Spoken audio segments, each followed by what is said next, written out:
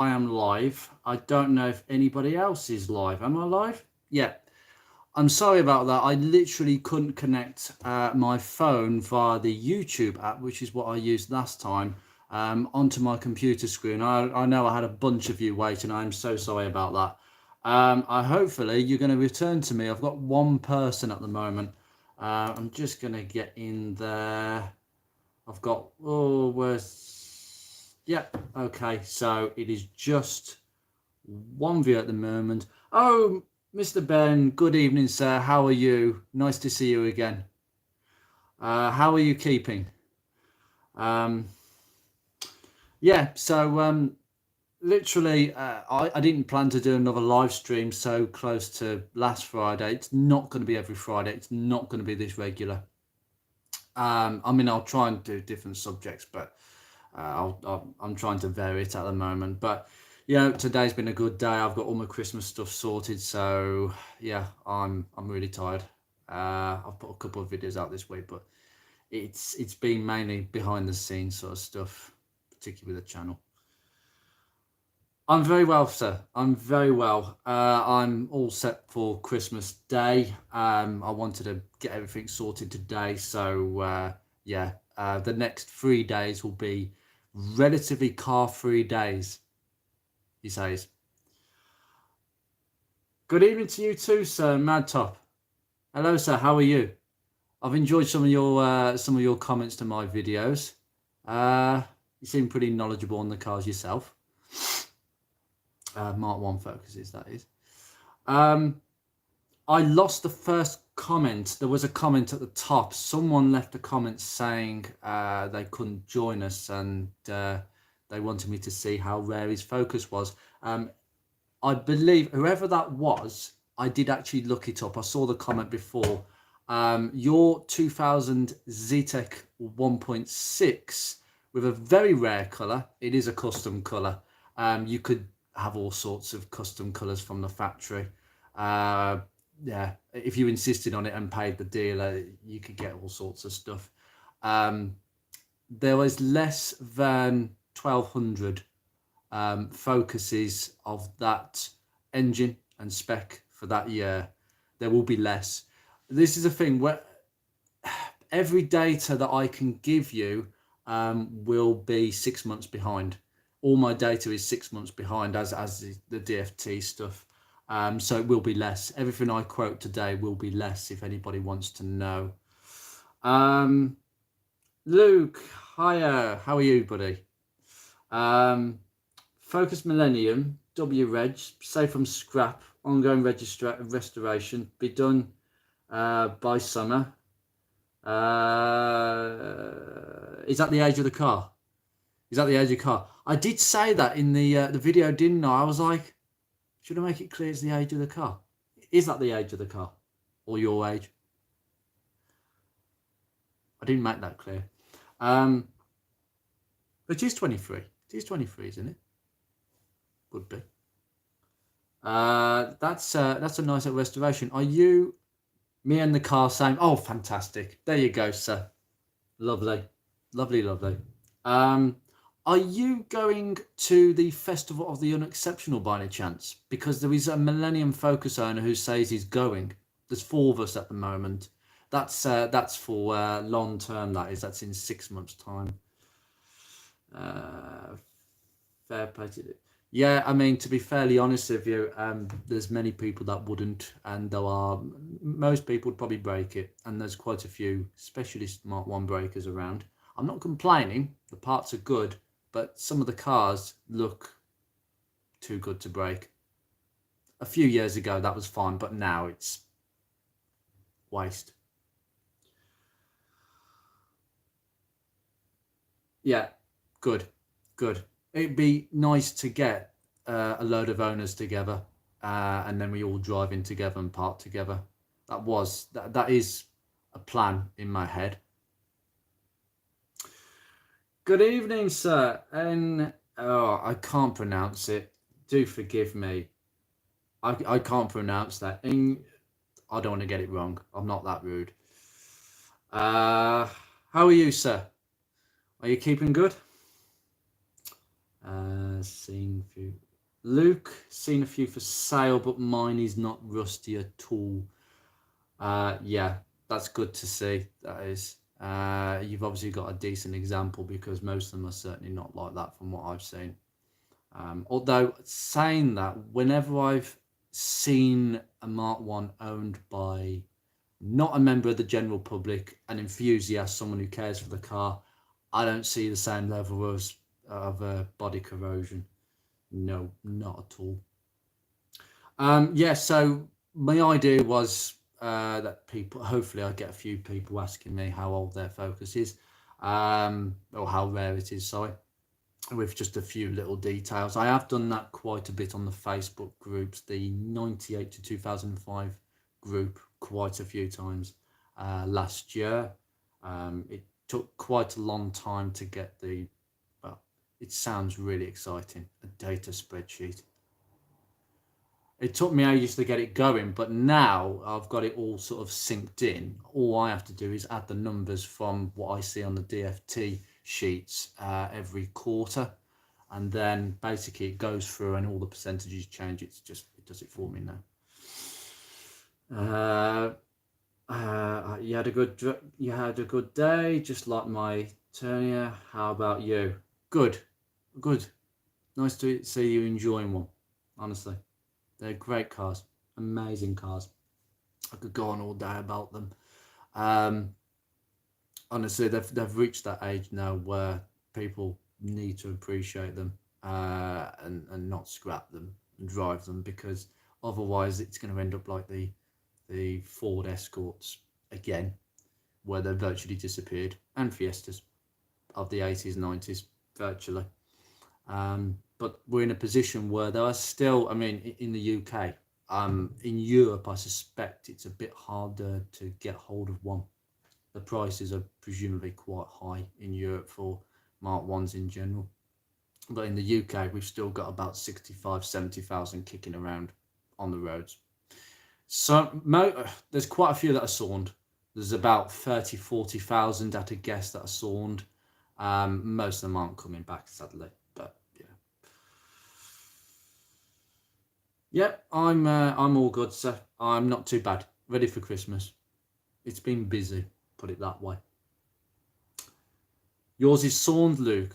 Oh yes, because you're restoring it bit by bit. That's the way it is with long-term restoration.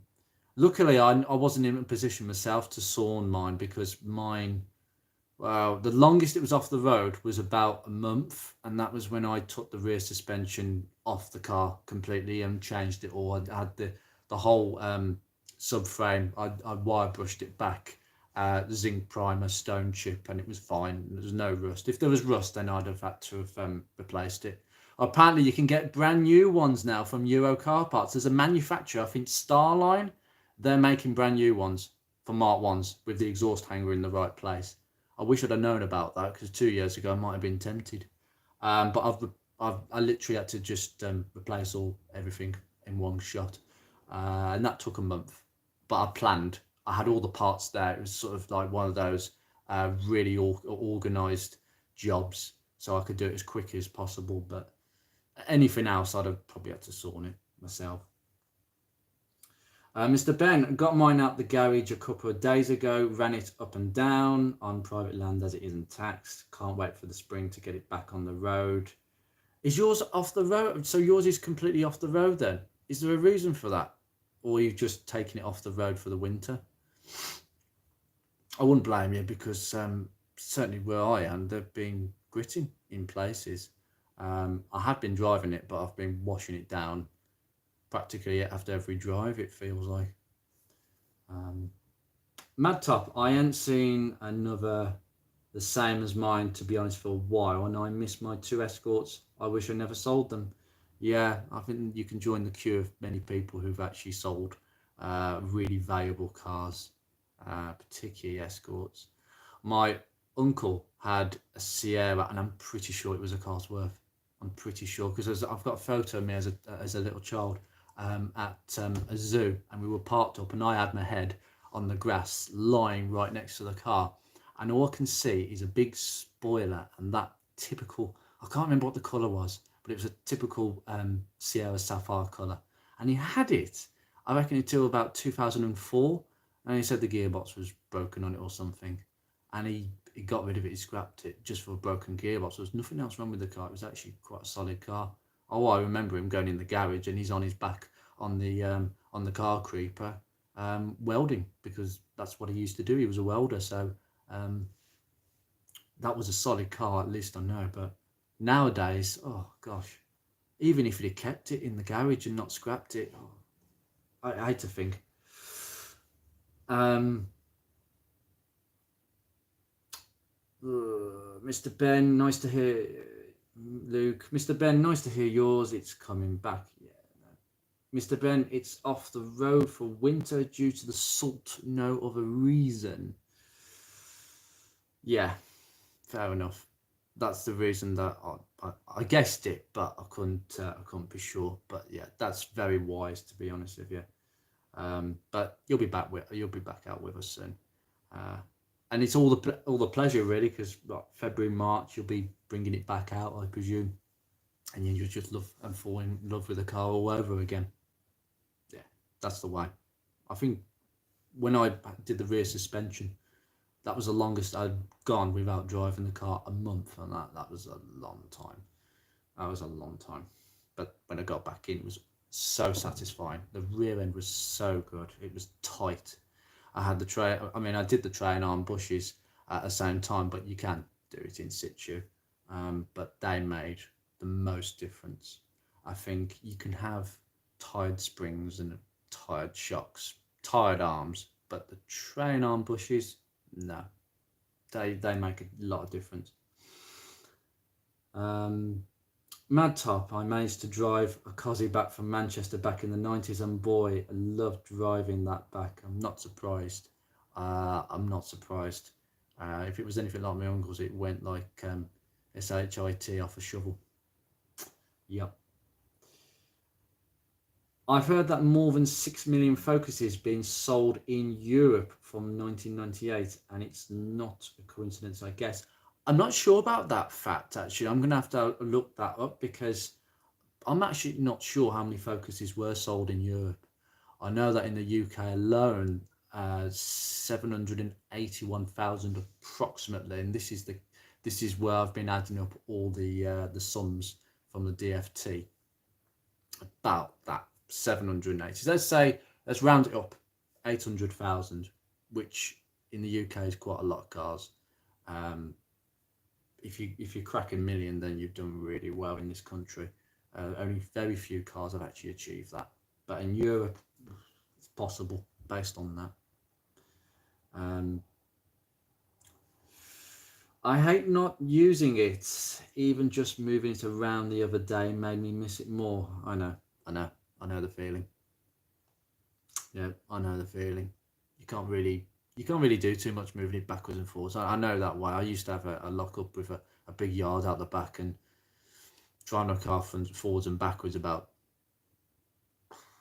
200 yards. Doesn't do anything for you, does it? You can start a car all day long and hear it running, but it's driving it that matters. Mad Top, it was the best family car back then. I think even Clarkson had one. Did he? I didn't realise that. Maybe, again, that's something I knew. I know that when Jeremy Clarkson did a review, and the original Top Gear review in '98 when the car was launched, he had nothing bad to say about the car. Usually reviews are very much a mix of positive pros and cons to sort of balance it out. And I know motoring journalists can be quite strict, but they had nothing bad to say about that car. Which sums it up, really. But yeah, massively. I think it won an award I think Autocar did a vote in 2012 on the most popular car from the last 25 years. So that would be going back to 1987. The Focus was #1. Not surprising. It was on every street corner when I was growing up. Every street corner. I wish it was like that now, but it isn't. I think his wife had it and it was silver. Oh, that's very possible then. Very possible. I'll look that one up later, actually. Oh, definitely.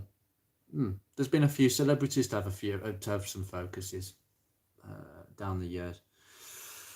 Mr. Ben, I don't like starting it up without actually taking it for a run, but it keeps the brakes free and the AC working. Just leave the handbrake off, don't leave it on, because it will seize easily. If you've got drums, I'd leave it off. Put it in gear, put bricks underneath it. I didn't really think air conditioning needs to be worked. I think air conditioning can go a while without being worked. The issue is it's the gas escaping, but then that's nothing to do with it not running. It's just the seals over time. They probably... I suppose actually what you said is a good point, actually, because if you use it, the seals get hot and they can expand and then you get a good seal. But if you leave a car away, potentially the seals and the joints can contract and then you start losing the gas and you come back 4 months later to find there's no gas in your car. Fair enough. That could be the only reason though. I'll find out that, because the Rover 45 is the first car I've owned with air conditioning. So that's that's going to be fun for me, because it's got that climate control thing. Climate control that the Pagani Zonda used, apparently. And also ABS. I've never had a car with ABS. Oh no, I know. I drove an ST170 that had ABS, but I didn't own it. Not for very long anyway. I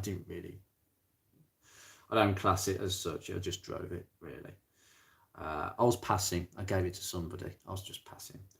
Can replace the exhaust if it rots through, and I'll change the oil in the spring as it exhaust is a bit too far gone. They tend to last quite a long time, the original exhaust. There's quite a few members who've still got the original exhaust and the original cats.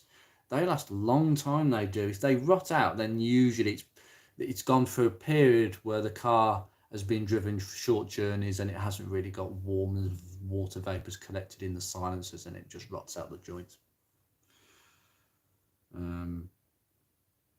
Yeah, I've got to change my oil soon as well. I'll do a video on that soon. No, who wants to see me do an oil change? How long did you lot search for your Focus before you bought it? It's a good question. Certainly for me, it wouldn't have been very long. The story is, it's my first car and I bought it 4 weeks after passing my driving test. My original intention, I mean, I passed my test on a manual, but then I ended up looking at automatics and I bought an automatic and now I like automatics. I like manuals, but I'd choose to own an auto. I actually looked at a couple of cars. I was about to buy a Rover 600. It was going cheap. It was about £1,000. There was nothing wrong with it. Honda engine, so her gasket issues are not there. And my dad was like, too big a car, son. You need to get something smaller because you might crash it being your first car. And he was right, because when I bought the Focus 2 weeks later, it didn't take much searching. It literally came up on my radar not far from my house, from my parents' house. And I bought it within like 3 days. I knew it. As soon as I saw it, I thought I wanted it. It started, drove, nice. There was no dents on it then. It took me 2 days until I accumulated my first dent by reversing into my parents' very narrow driveway, which is like a driveway, but when you're reversing back, it's like a hill that goes back towards the garden. And I just got my angles wrong and I just clipped the front wing. I was really cross about that. And it's only taken me 9 years to get rid of it by taking it to the body shop last year.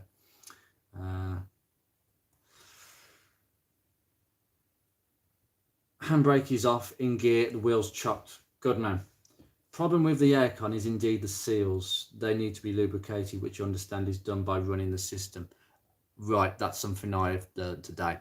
So yeah, okay, I'm going to learn about air conditioning as I go along.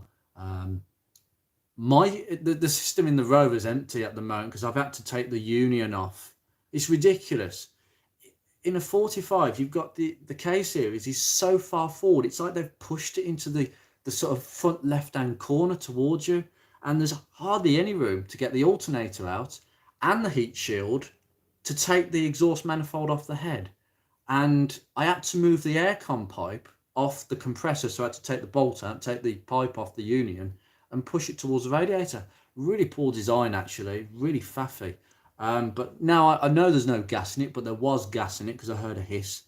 So hopefully I'm not going to have it empty for too long. Once it's MOT'd, I'll get gas put in it for the summer.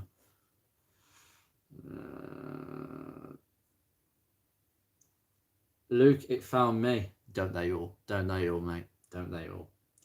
I think I was looking about 2 or 3 weeks. Found mine 2 miles from home. That's usual. 18 months of me every weekend driving around garages. Blooming heck, that's a long time. You must have found a right gem then, to have looked for that long. You must have been looking for a specific car. You must have been. If there was a Focus that I specifically wanted, at the moment it would be an S-Reg, or maybe a Collection, or Z-Tech 2-litre ESP. Those are the cars I'd go for. Mainly because I've got a facelift. I've got an automatic. I'd want a manual pre-facelift. I'm having all the suspension on mine and got stainless steel exhaust system for catback, Luke. Yeah. That's wise, that is. Oh, I've got to remember actually, once this live stream is done, that I make sure that this is actually on the video that people watch, because that might be interesting if people are watching me talking to no one. That happened last time. Stainless steel's great. I had a catback system on mine, but unfortunately one of the baffles had decided to get a bit shaky. I got my money back because it is covered under the lifetime guarantee, but there must have been a manufacturing fault. It's probably not their fault. They just buy the bits in and then they weld it all together, TIG welded. Mantop, I wanted a low mileage and 5-door and mint, and then one day I came across an ad without a pick and I went to have a look and it was the one. Wow, okay, that's interesting. That's really out the skin. Actually, to be honest with you, I actually look at adverts where they've misspelt it. So instead of like Focus, it would just say Focu without the S. They've typoed, they've missed the S out. And you actually find that those are the cars that nobody looks at because everybody types it in properly, usually when you're searching. So I only came by accident, but I understand that's how people can get some real gems. And no pictures. That's risky, but then again, you're not buying it. You're not like agreed to buy it online. Wow, turn up for the books, that one. Mr. Ben, brilliant. What year engine spec is it? Mad Top. Oh, sorry, mine is an ST170. That is what I wanted and still have 13 years later. Oh, well, I'll say what, keep that, because I'll tell you now. Let me just have a look at my sheet because I've got it somewhere. What year is it by any chance? Because I can narrow it down for you. How many are left from that year? ST170s. There are currently 2,372 that I've got down here as registered. That is, it will be lower than that because I know for a fact that people have been breaking them quite recently. I've seen a few go up. So it's a 5405. Was it registered in 2005? I need to know that. Whether it was 2004 or 2005, because I know there's a bit of a crossover. Because it does, I mean, there's some Focuses that were not registered until 2006, believe it or not, and there was a good portion, like dealers just not shifting stock and all that. 2005. Okie dokie, let's have a look. I'll just get through this as quick as I can. And Okay, there are 158, sir. 158. That's quite low. It will be lower than that. So you're talking yours is 1 in 150 from that year. So that's not a lot. Matt, oh, sorry, Luke. ST170, loved one. Wouldn't we all? I don't like the gearbox in them. My experience of the one that I had for a couple of months was the gear ratios are just so close together. It's quite frustrating to make decent progress. You kind of like in third, and then you need to go to fourth, but it doesn't really go anywhere when you're in fourth. It doesn't go oomph. Yeah, it could have done with a better gearbox. Even if you drop it down, it's Mad Top. It only had 26 foul on it, and now has 56 on it. That's incredibly low mileage. That is really low mileage. I'm assuming you get a balance between driving it but not increasing the mileage too much, because that's mine's done 90, right? And I'm at that stage now where I want to use it, but I want to use it more sparingly, to the point where I'm not drumming up thousands of miles on it every year, because I used to do about 5,000 miles, which isn't a lot to some people, but it is a bit to me. Give it a few years, mine will be on 110. I mean, these cars can go on for a long time, but I'd rather try and limit it a little bit more now. Luke Smith, S-Reg near me. Oh, I've known quite a few S-Regs recently. I've been told there's quite a few up Liverpool. Yeah. Liverpool seems to be a good place for Fords, old Fords. But then again, they've got the factory up there, haven't they? It was made in 2003, though. Did you mean 2004? That can't be right. They can't have taken 12 months to make it. Oh, no, hold on. Would it have been made in 2004? Yeah, that's right, actually. So it would have been made at the back end of 2003, and then it just didn't get registered. It just didn't get sold, because obviously the Mark II came out mid-2004, well, towards the end of it. And then there was a sort of crossover where they were trying to ship the Mark I's out. As a little difference to the S-Reg, I wouldn't mind picking one up with a really late reg, like a 5506. Yes, they were all made 2004, but I'd just go for a really late one if I saw one. Put a note on the windscreen. Luke Smith, I have a Mark II Focus Titanium diesel for TDCi for daily knocking around. Show it look, but keeps going. Yeah. Those TDCIs are ridiculously good. I don't know if they're the wet belts. Are they the wet belt ones? Because they're rubbish. It's an awful design.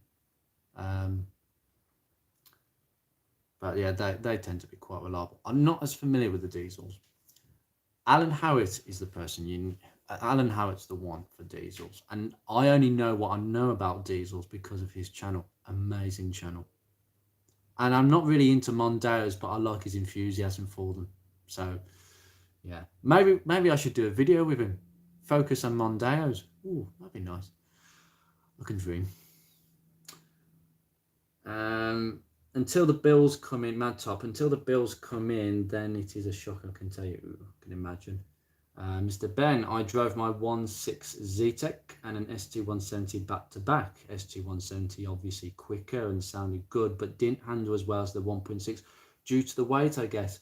Also needed revving hard to use the power. Yeah, I noticed that the weight was really different at the front. You see, that engine is quite heavy. It is a bit of a... The block is cast iron on the Z-Tech engine. I mean, it's not weighing a minute. It's going to weigh more.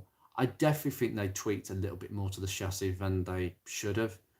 It is slightly top heavy. The steering is really heavy, really heavy. Mark 1 steering is heavy enough as it is, but the steering on that was ridiculous. I thought, there's something wrong with the pump or the fluid here, but no, apparently that's normal.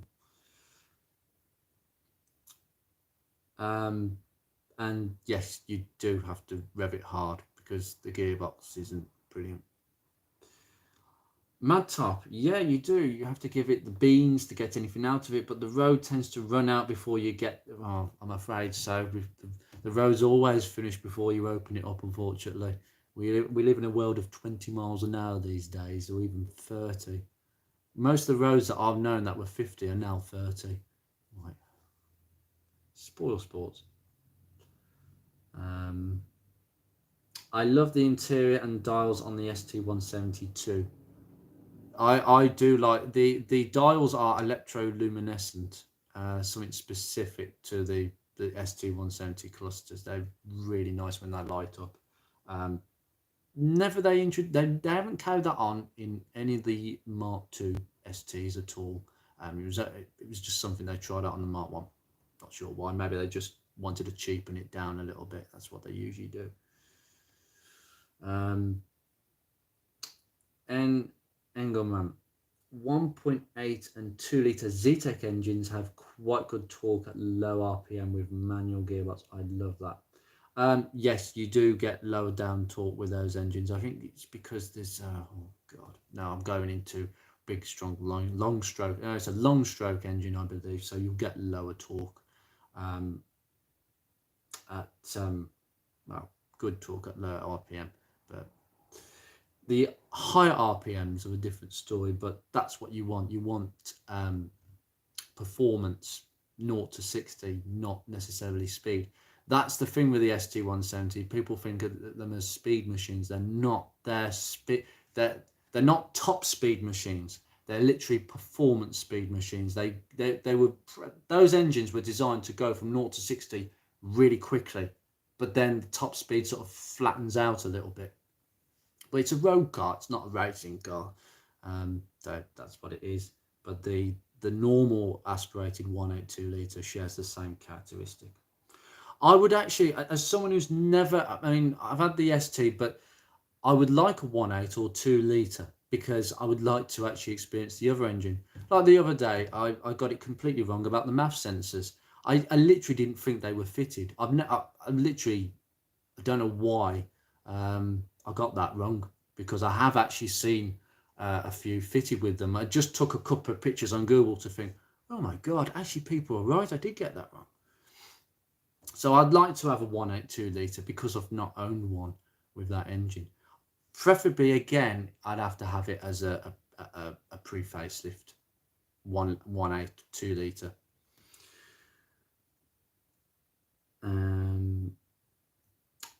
Mr. Ben, I'd like to have a go of a 2 litre Zetec.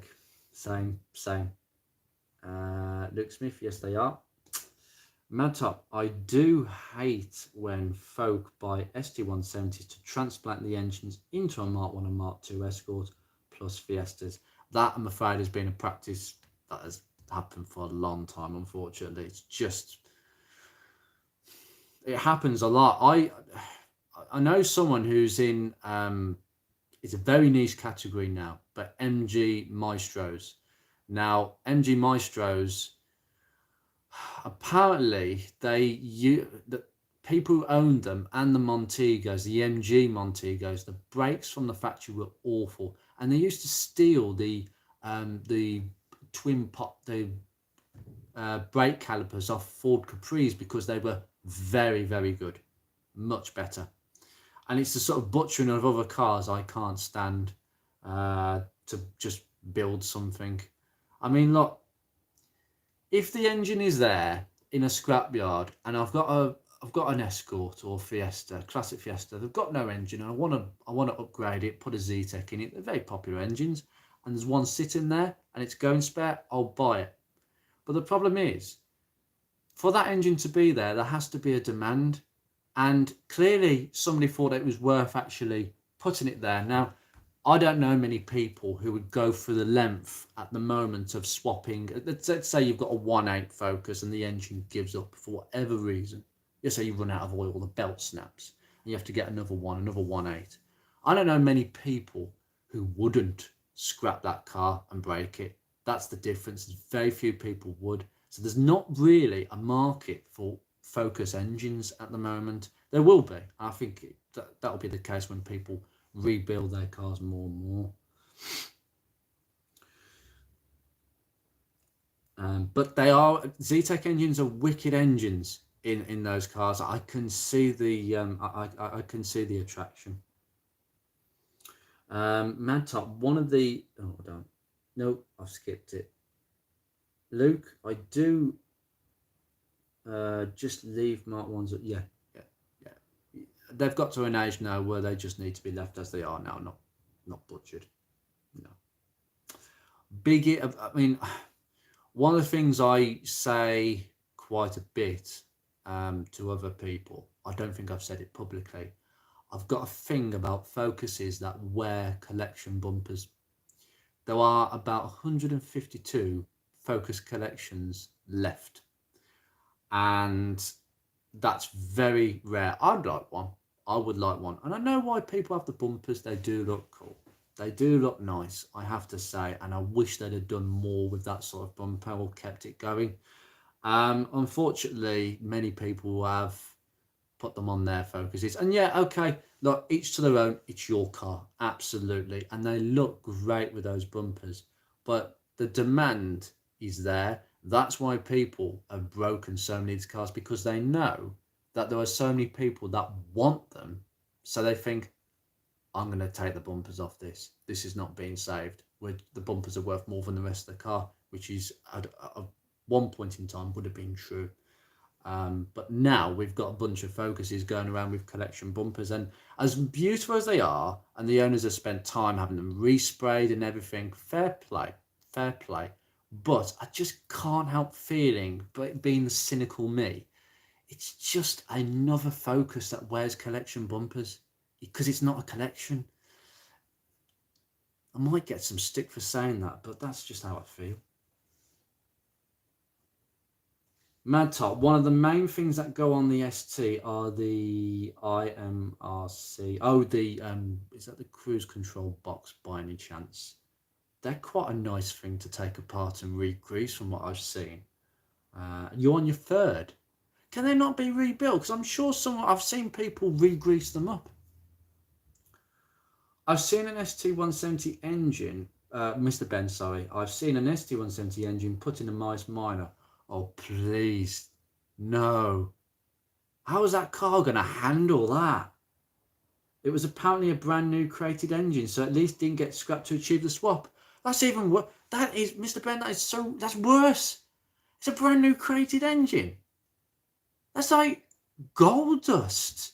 What a waste. I think that's worse. I think I would break another Focus Mark 1 for that. Sorry, but no. That's he's got to do some suspension mods, because leaf springs and ancient, that car's going to be dreadful. I think it'll have to be done up like a hot rod. That might be the intention, actually. At least an ST170 didn't get scrapped to me. Yeah. Depends when this was done. If it was done years ago, 6-7 years ago, when STs were worth not much. Don't know about that one, actually. I'm going to call you N. Is that all right? N. There's a difference between 1.8 and 2 litre in the case of the manual gearbox. The 1.8 is the IB5, yeah. The 2 litre is the MTX75, because the IB5 has a torque limit. Yeah, I can't remember what the torque limit was, but there is a massive fault. I did this in the buyer's guide. The 1.8, it can be that the 1.8 suffer from gearbox failures completely. The IB5, in my opinion, should never have been fitted to that engine, because what people do with the 1.8 is they basically drive it like a 2 litre. It's performance engine. You put your foot down, you rev it, it's torquey, way more torquey than the Sigma in some ways, and the gearbox just can't quite handle it at the top end. It can handle it in normal driving, smooth granny driving, but as soon as you do anything performance-wise, the gearboxes poo themselves. They should have fitted the MTX 75 to the 1.8 as well. I don't know why they just fitted it to the 2 litre. Really don't know why. The IB5 is a great gearbox. It's pretty slick. I know the MTX is a slightly older unit, but a bit more robust, a bit more suited to the older Zetec lump. Mr. Ben, if I had the room, I'd buy all the Mark 1 Focuses, every single one.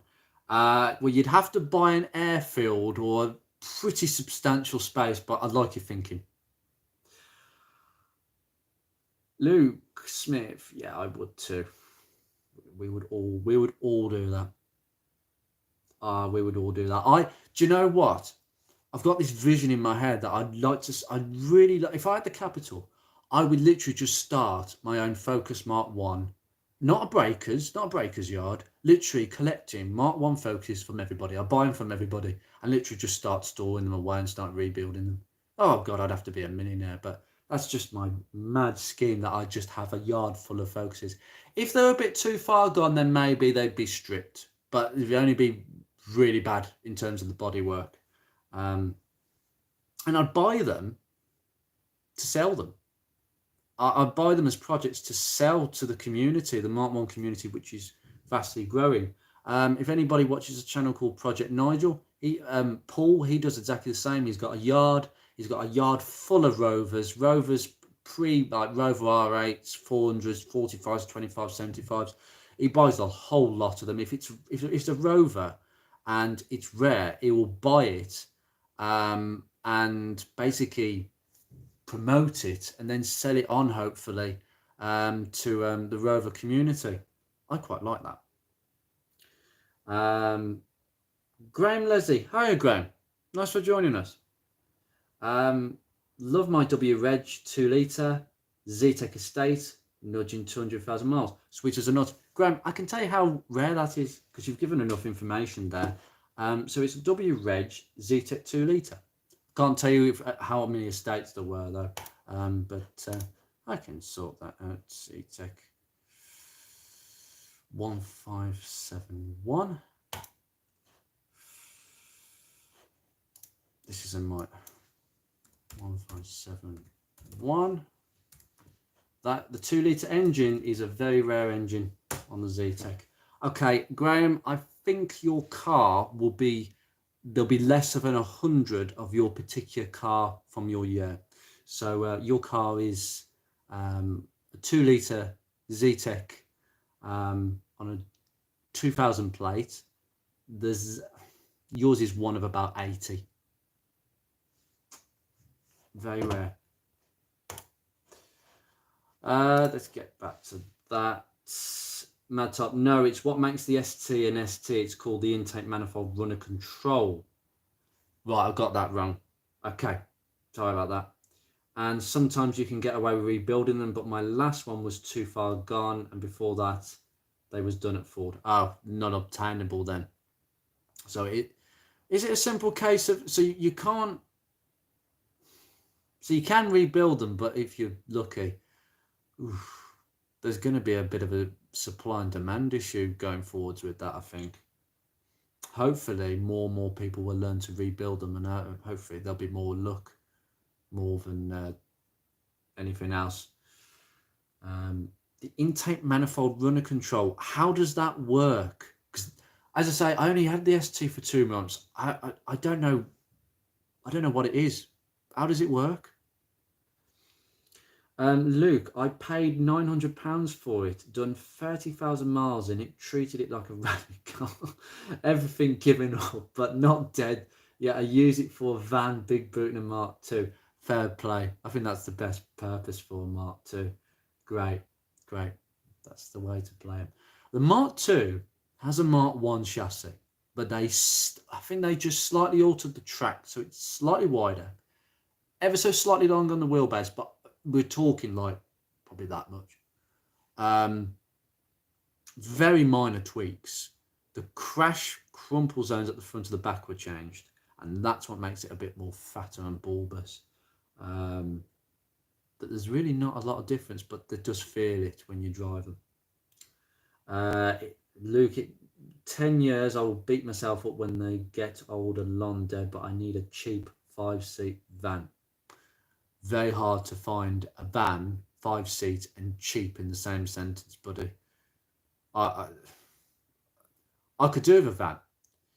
I mean, going forwards, the last time I had a garage, I had the Rover P6 in a garage, which was about 45 minutes away from this house. I had the Focus here. And every time I wanted to do work on the Rover side, got there in the Rover, do a load of work on it, and then find, oh Christ, I forgot the tool. I haven't got that spanner, I haven't got that. I've got to go home to get it. And how many times did that happen? So I just felt like getting a van, buying a van, a cheap van, and just stuffing all my tools in and just going straight down there with the van. I've got everything then, the kitchen sink. And then you've got the problem of unloading and loading the van. First world problems. Mad Top. The wife used to watch Project Nigel but had enough of him as he rambles on. Oh, I think we all tend to ramble on a little bit. I like his videos. I only got a glimpse of his channel in the summer.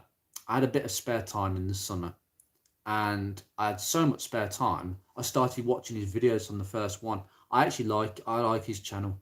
I've learned a lot about sort of post SD1 Rovers. I never really had an interest, but because of the fact that he's so enthusiastic and what I've learned, I end up buying that 45 out there. So he's got a lot to answer for, that Paul.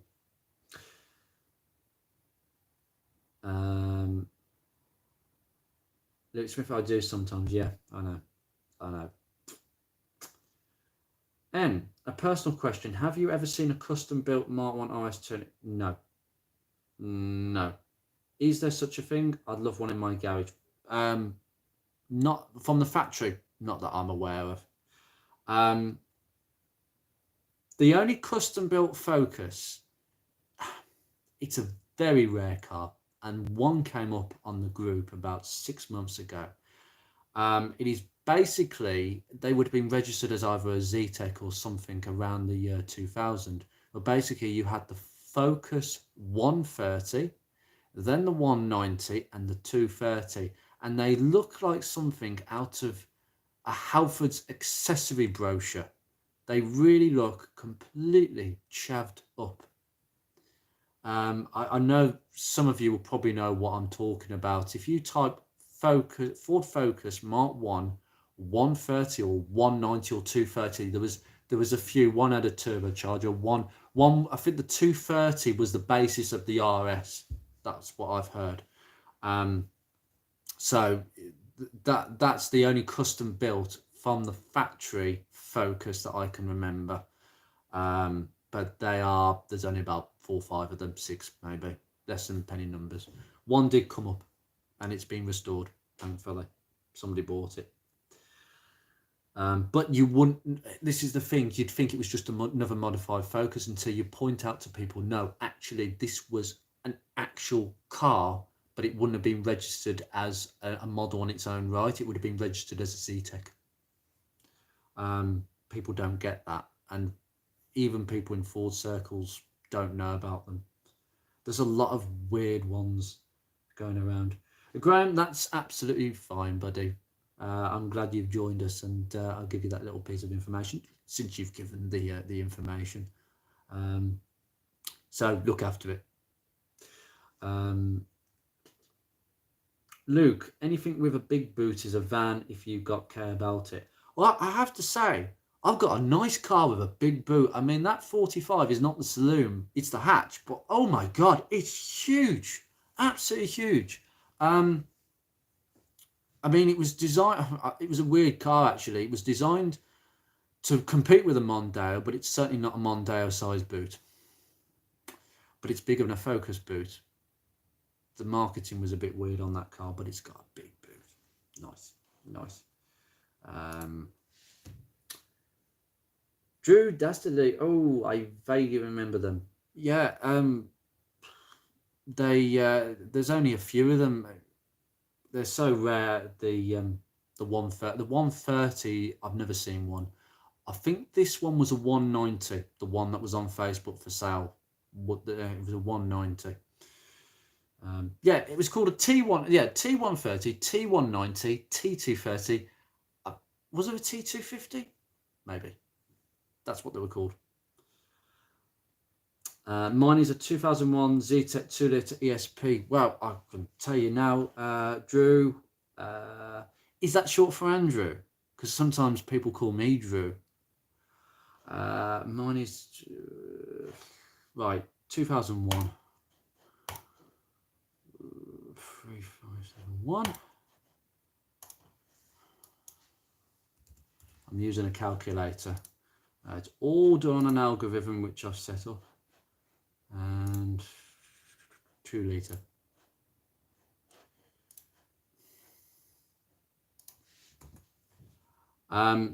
Drew, your car is one of 178 approximately from that year. It will be less than that now. That was 6 months ago, that data. So yeah, could be about 170 maybe, if it's crept down a little bit. Though not penny numbers, but anyone that's below a couple of hundred is getting to that point now. Mad Tom, knew they are around £400 from Ford. I would not buy. Whoa, okay. You would not buy a second-hand one. Well, I wouldn't trust one. From what you said, I wouldn't trust a second-hand one, because that would probably need rebuilding, or not far off. I know how these mechanical things work. £400, that's not surprising. I was actually looking for a driver's engine mount, the Hydra mount. Now you can get them for about 30-40 quid, and the one I've got is a Cortico unit, and it's okay, but it's not quite as refined as the original. And the original, 220 from Ford. I think I'll pass. 170 quid, I can spend that on something more appropriate. They've done that with several things. MAF sensors, brand new ones for 1.6 automatic, because this is the one for it's not the 182 litre MAF sensor. 250. Lee said soon as mended. It is a box that has a small RC motor in it with a circuit board, and it opens at a certain RPM. Sometimes they stick open or closed.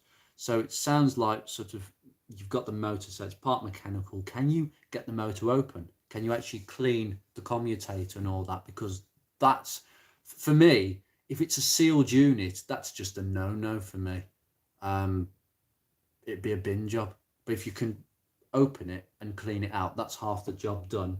And I presume the circuit board, I suspect that's where people come a bit unstuck if they're not very good at soldering.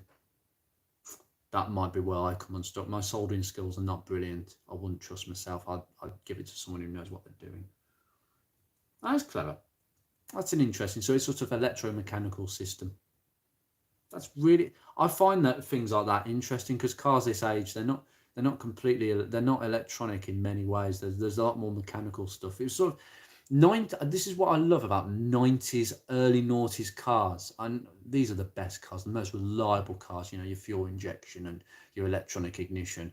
But there's still, you've got all the electronic ECU gubbins going on. So you've got some programming and software, but you've got the mechanical stuff as well. It's like a hybrid of two worlds, the classic world of where everything was levers, rods, and moving parts. And then you've got the modern world where it's all non-moving parts, sealed for life, electronic, which either works or it doesn't work. But these cars are a hybrid, and I love that aspect, because I like mechanical stuff. Andrew, yep. Yeah, pretty rare. Mr. Ben, enjoyed your boot leak video today. Mine was leaking a while back, so I threw a full tube of sealant at it, which seemed to sort it out. Fingers crossed it still remains like that. I'm afraid I've done several things and I still get a tiny drip. That puddle is It's a collection of water over a couple of days. I haven't checked in a while. I know where it's coming from actually.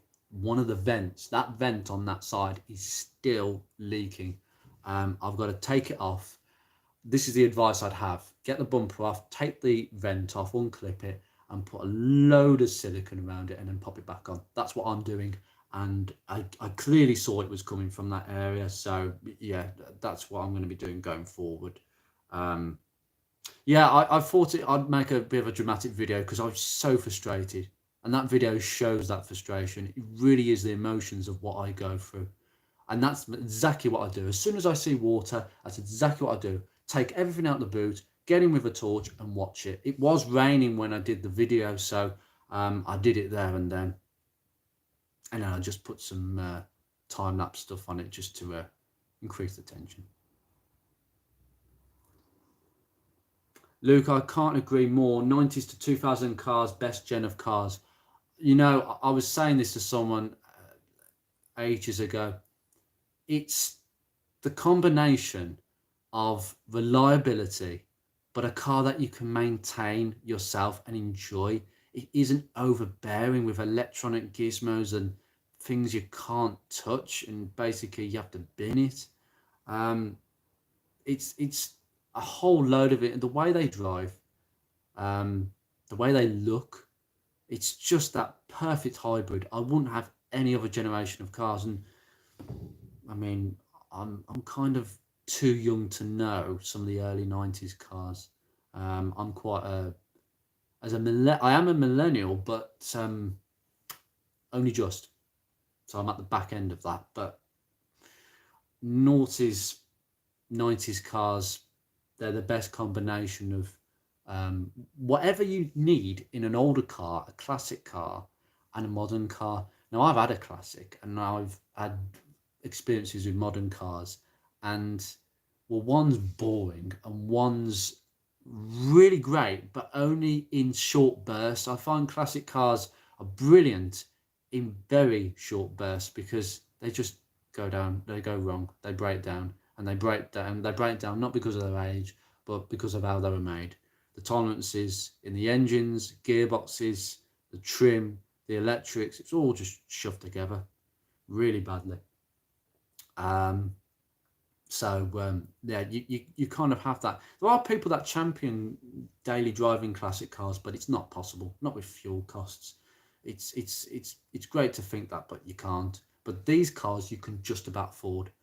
Fuel injections allowed these cars to be much more economical than their pre-90s brethren. But modern cars, boring to look at. They are literally made to be sold. It's like they're just made by committees of people who just don't have any joined up thinking. I would never, Drew, I would never touch a modern, Andrew, right, okay. Sorry, you know what? I got caught in the conversation. So your name is Andrew. Ah, okay. I'll still call you Drew. I would never touch a modern car with serialized parts that need a dealer computer to approve at a chut. Do you know, I find that really frustrating. And this is the one reason why I started learning to work on my own cars, because a couple of times I just went to the garage and there'd be a young guy who's like, "Oh, I've got an engine code. Can you sort it out for me?" And the guy would be like, "Oh, okay. What car is it? It's a Focus. Oh, I'll plug it in, but they don't come up with much, these cars. I'll just plug it in." And he said, "Oh, my scan tool can't read it. It's OBD, isn't it?" He was like, "Yeah, well, it's a very basic OBD. I can't scan it, so I can't tell you. My car's got a problem. It's not running right. And just because you can't read the code, you're not going to do anything about it." And this was quick fit. I should have learnt better. Trust me. Those were the days when I couldn't change an air filter. Changing an air filter looked a bit of a risky job. And 7 years later, I am where I am. And it's because of idiots like that. Should never be a mechanic. I'd do a better job. Mine still, Luke, mine still leaks, but under the cover now, so it shouldn't. Good, good, good. Undercover, sorry, undercover. Well, that's the idea of me getting a garage for that car. At least I don't have to worry about the leaks. So I've given up trying to cure them. Next step is the garage, and don't bring it out when it's raining. I don't intend to actually. The Focus is going to be a good weather car from the moment I get the garage in a couple of months, wherever that is. I'm looking for one to come up near me. There's a few that come up. I'm just waiting for one. I am on a waiting list. Mad Top, what about sealing around the vent from the inside instead of taking the bump off? Doesn't work like that. You've got to seal it from the outside. If you're sealing from the inside, there's a risk it will still come in. You need to stop it from the outside. I know your line of thought, but it doesn't quite work like that. But it's not hard to take the bumper off. It really isn't.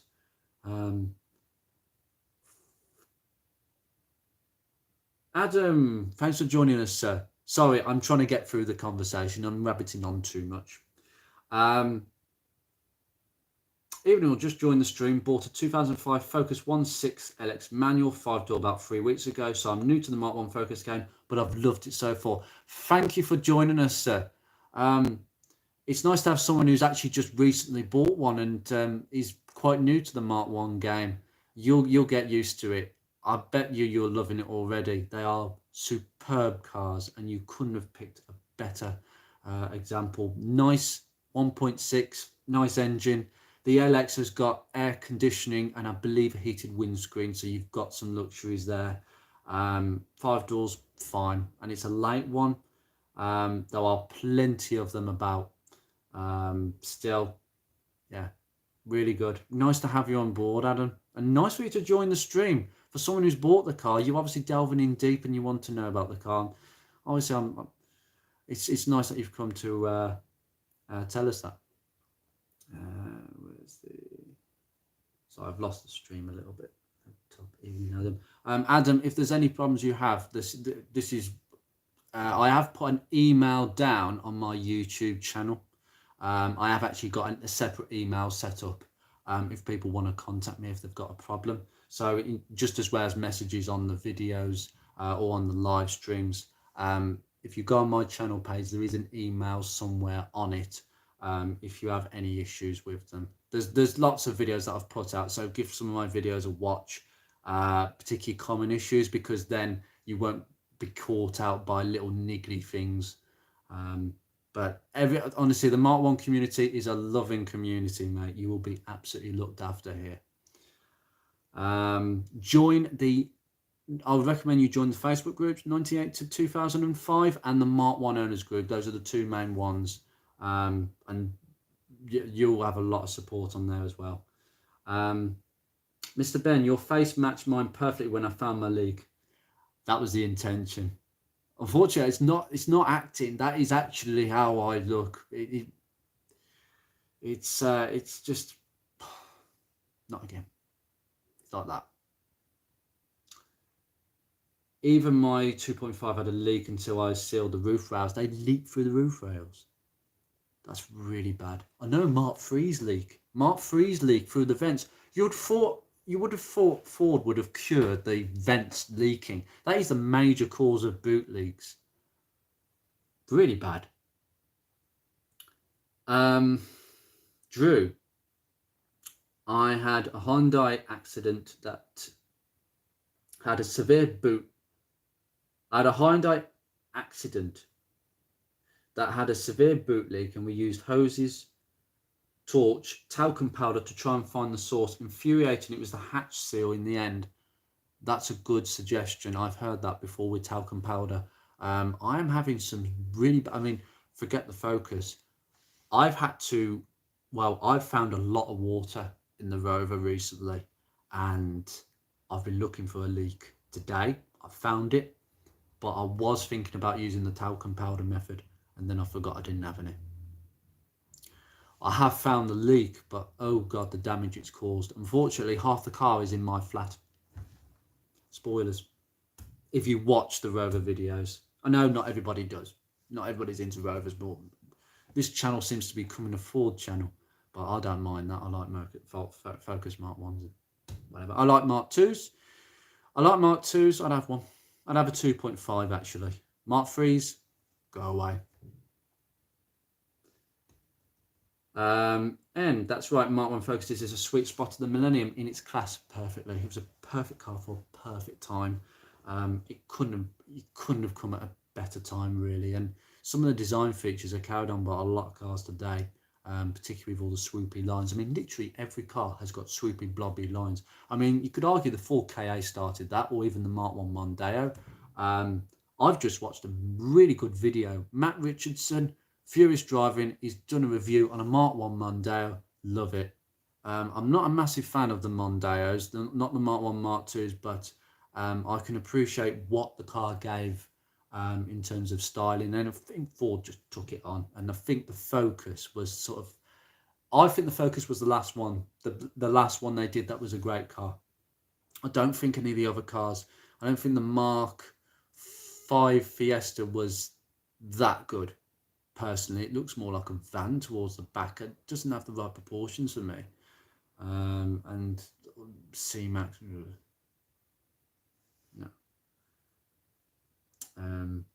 Talcum powder is a good shot. Yep, it is. Luke, my 09 Focus TDCI has so much knocking and banging, rattling. It's not broken its character. I know. They do like to wrestle.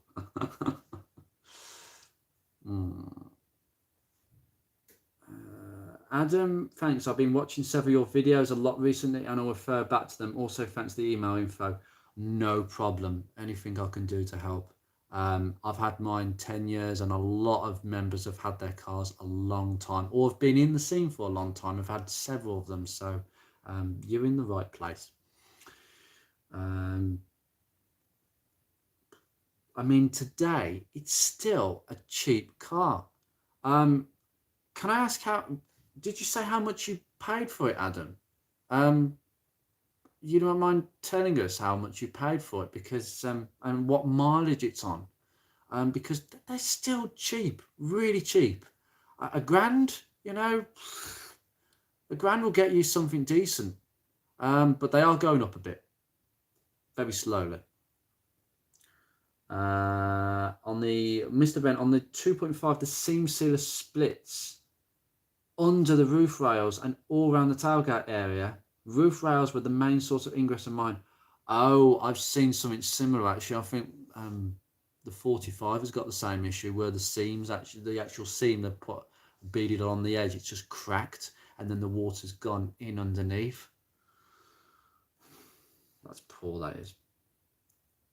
Adam, in boot leaks, I also have a flat Fiat. Sorry, my eyesight. I should be wearing my glasses, shouldn't I?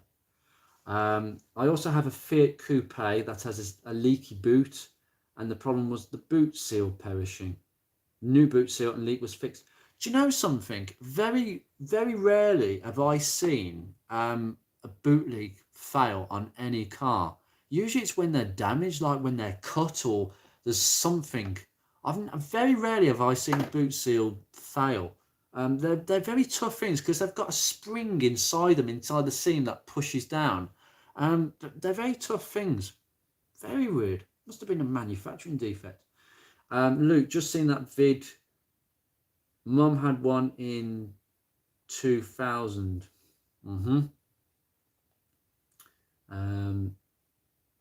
Drew, sorry, accident was a joke. It's the accident. Oh, well, it is an accident. The Hyundai accent, now I know what you meant. They're all accidents, mate. They're all accidents. It wasn't in an accident, but the ingress was bad. Well, that's not good for Hyundai, I have to say. But then, I don't know what to make of them. They seem pretty well built to me, but only certain ones. Madtop, the Mondeo for me is a real nice driving car. Again, back in the 90s, I drove a lot of them. They were mainly, a lot of their sales were company cars. So I imagine a lot of people didn't actually own one, but actually just drove one because of work. But yeah, great taxi, good taxis as well. good taxis. But most people who've owned one have not got a bad word to say about them. Ignore the bumpers. The bumpers on them are made from a white plastic. Focus Mark 1 bumpers are exactly the same, but for some reason they don't crack as much. Ford did not switch to ABS bumpers until the Mark II Focus, and I think the Mark III Mondeo, which explains why they don't crack.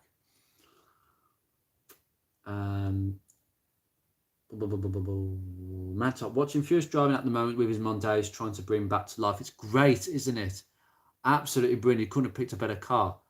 I keep nagging him. You need to do a Mark 1 review. I asked him ages ago. I beat him to it. I've already done a review. I've done a buyer's guide. Beat him to it. Trust me, he's got to do one. Honestly, there's no better person to review it. He loves all manner of cars, and he's always wanted a Focus Mark 1. And he keeps saying he'll buy one. He wants an S-Reg. I said, get there quick. I've no doubt he will, actually. I think he's going to review a Focus Mark 1 very soon. Because I think he's worked out that Fords get views. Luke Smith, my Mark 1, 80,000 mile 500. Drove it home 70 miles. Honestly, that's an absolute bargain. An absolute bargain. And to drive it that way, wow, to be fair, that's quite a long way to drive a new car home. I don't think I'd be so outraged. I've never bought a car more than about 30 miles away from where I live.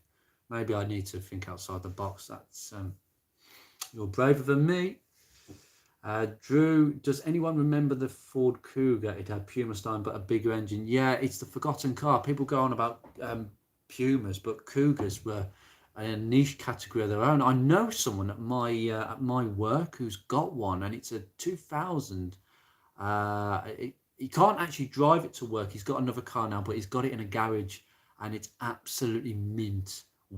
He's owned it from new, 35,000 miles, something like that.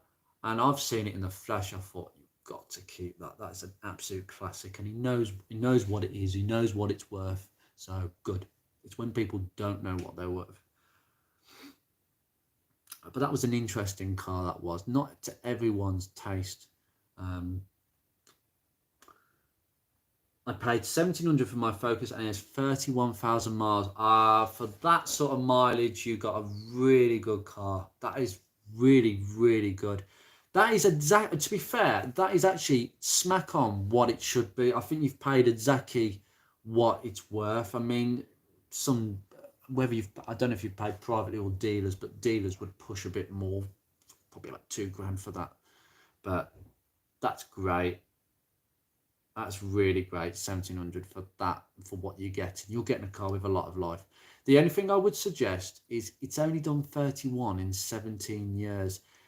That engine is clearly not being used, so I'll be very cautious about using it on the motorway and using it on longer journeys. You might find it might be a bit sluggish, but otherwise, no problem. Your exhaust, I wonder if your exhaust is a bit more corroded, lack of use. There are some things that just go through age and not lack of use, like brake hoses, that sort of thing. Low mileage cars tend to suffer from that. Your tyres as well. How old are the tyres? Because tyres don't like standing doing little. Luke, watching Furious driving at the moment with these Mondeo, me too. Yeah, I watched it earlier. Great video. Really good video. I love his style of filming. I'll try to emulate that. I've tried to emulate that with my buyer's guide a little bit, and it's kind of worked. Cloudbusters, when will it become a classic? So tax is free. Well, the tax is rolling. It's every 40 years. I'm sure it's 40 years and it's rolling. So unfortunately for us, we'd have to wait till about 2042, at least 2045. We're all tax exempt that way.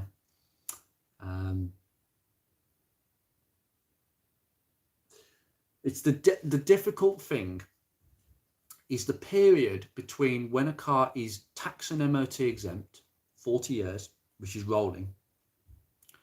And when cars are sort of at the point where they're starting to become worth something, but there's a middle ground where the two aren't meeting, and there's still a risk that a lot of cars could be lost through braking and just lack of use and basically not looked after at all.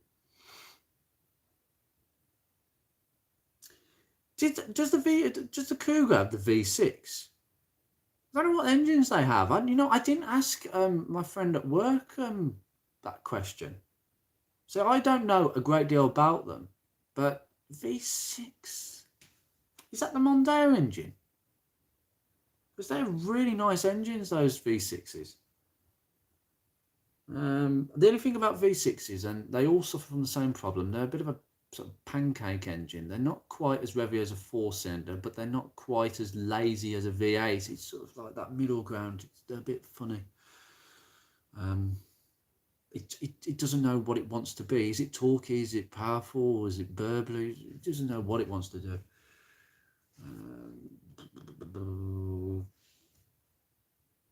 Cougar 2-litre Z-Tech 2.5. I don't know which one. Adam, another reason why I wanted a Mark 1 is that my parents had a Mark 1. That's very usual.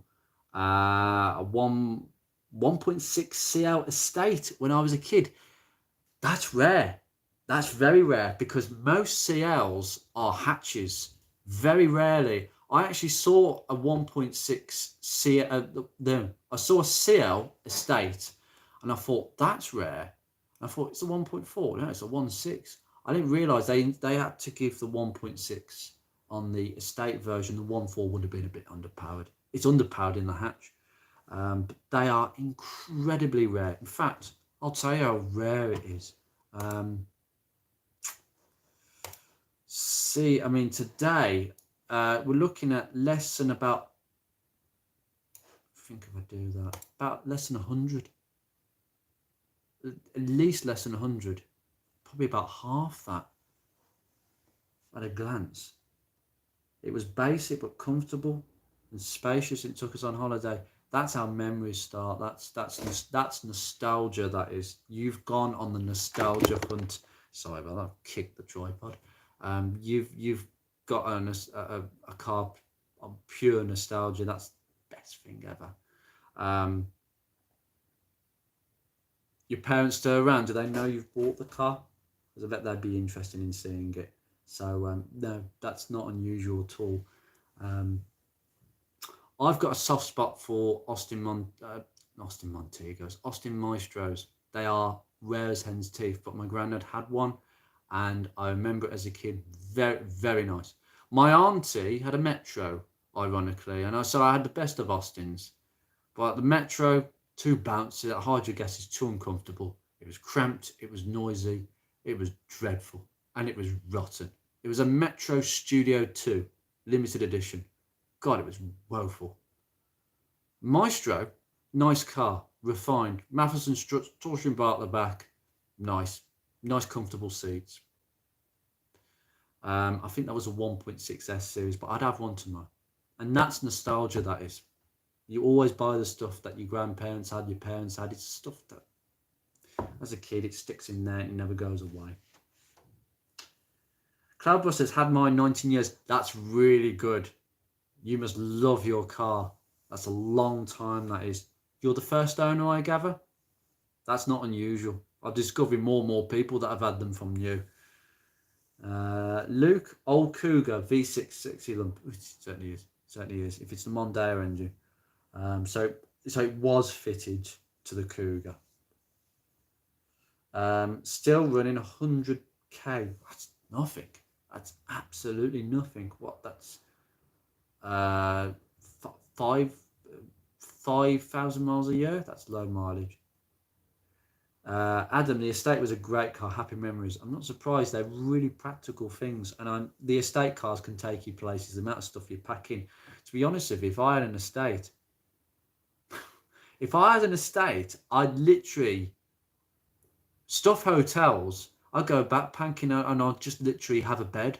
I'd have a bed decked out. I'm sure you can get the back seat flat, and there's enough space to get like a small bed, I'm pretty sure that's possible.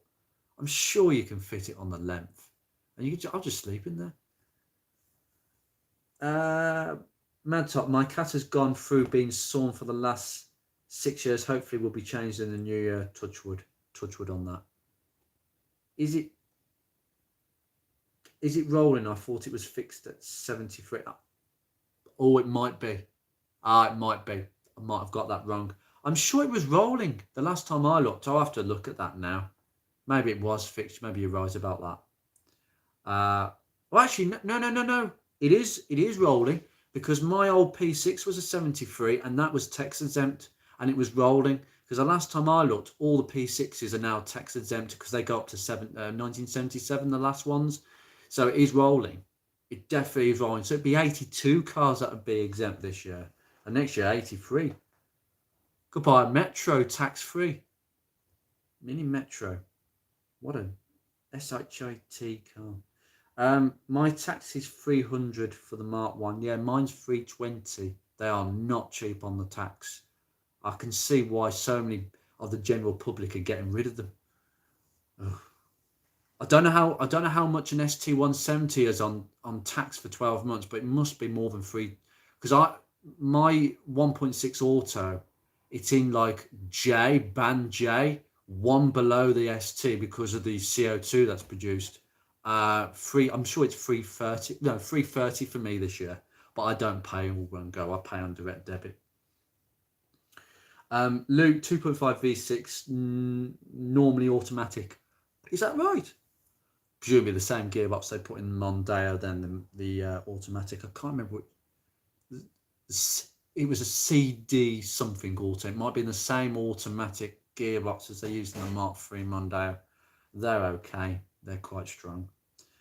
Adam, replace the 2 front tyres as close to the legal limit. 2 rear tyres will be replaced later. Keep an eye on the exhaust, but seems okay at the moment. Great, but that's boxes ticked for you. Yeah, it's just rubber stuff.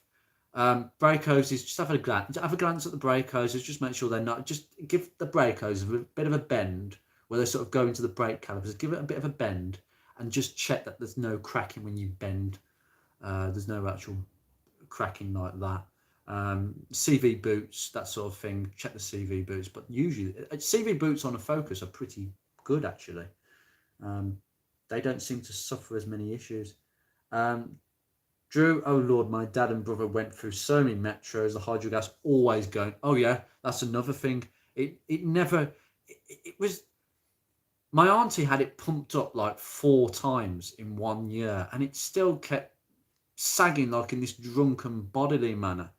It's awful. Apparently today there is a company, there is a hydrogas, there is a man and wife business that refurbished the hydrogas units, because for years, if you needed a new hydrogas sphere, if they kept losing their pressure, you had to go second hand, and there was a worry that all the cars with hydrogas, there'd be no spheres left because they've all gone, like Allegros and all that.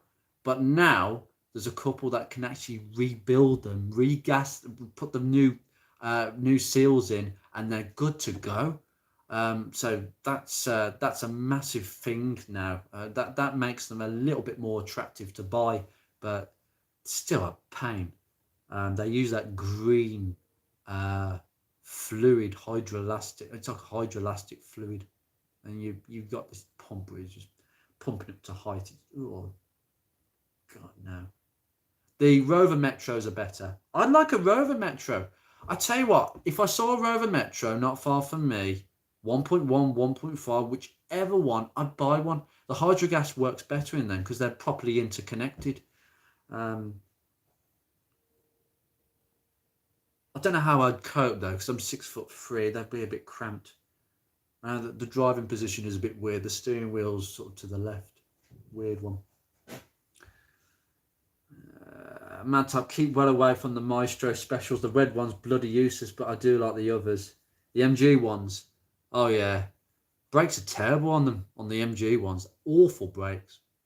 I think I will. There's not many to keep away from, but the only time I actually see them is at shows now. Pride of Longbridge, that's the only show that I've seen Maestros at. Maybe, oh no, and Festival of the Unexceptional. I do like seeing one. I have a soft spot for them, but I don't think I would buy one. I think the tin worm puts me off.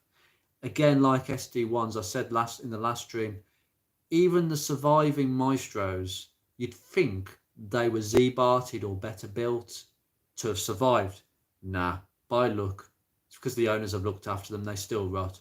You leave them outside for one day, you'll see some bubbling. Mum had 4 Metros. She must have loved Metros.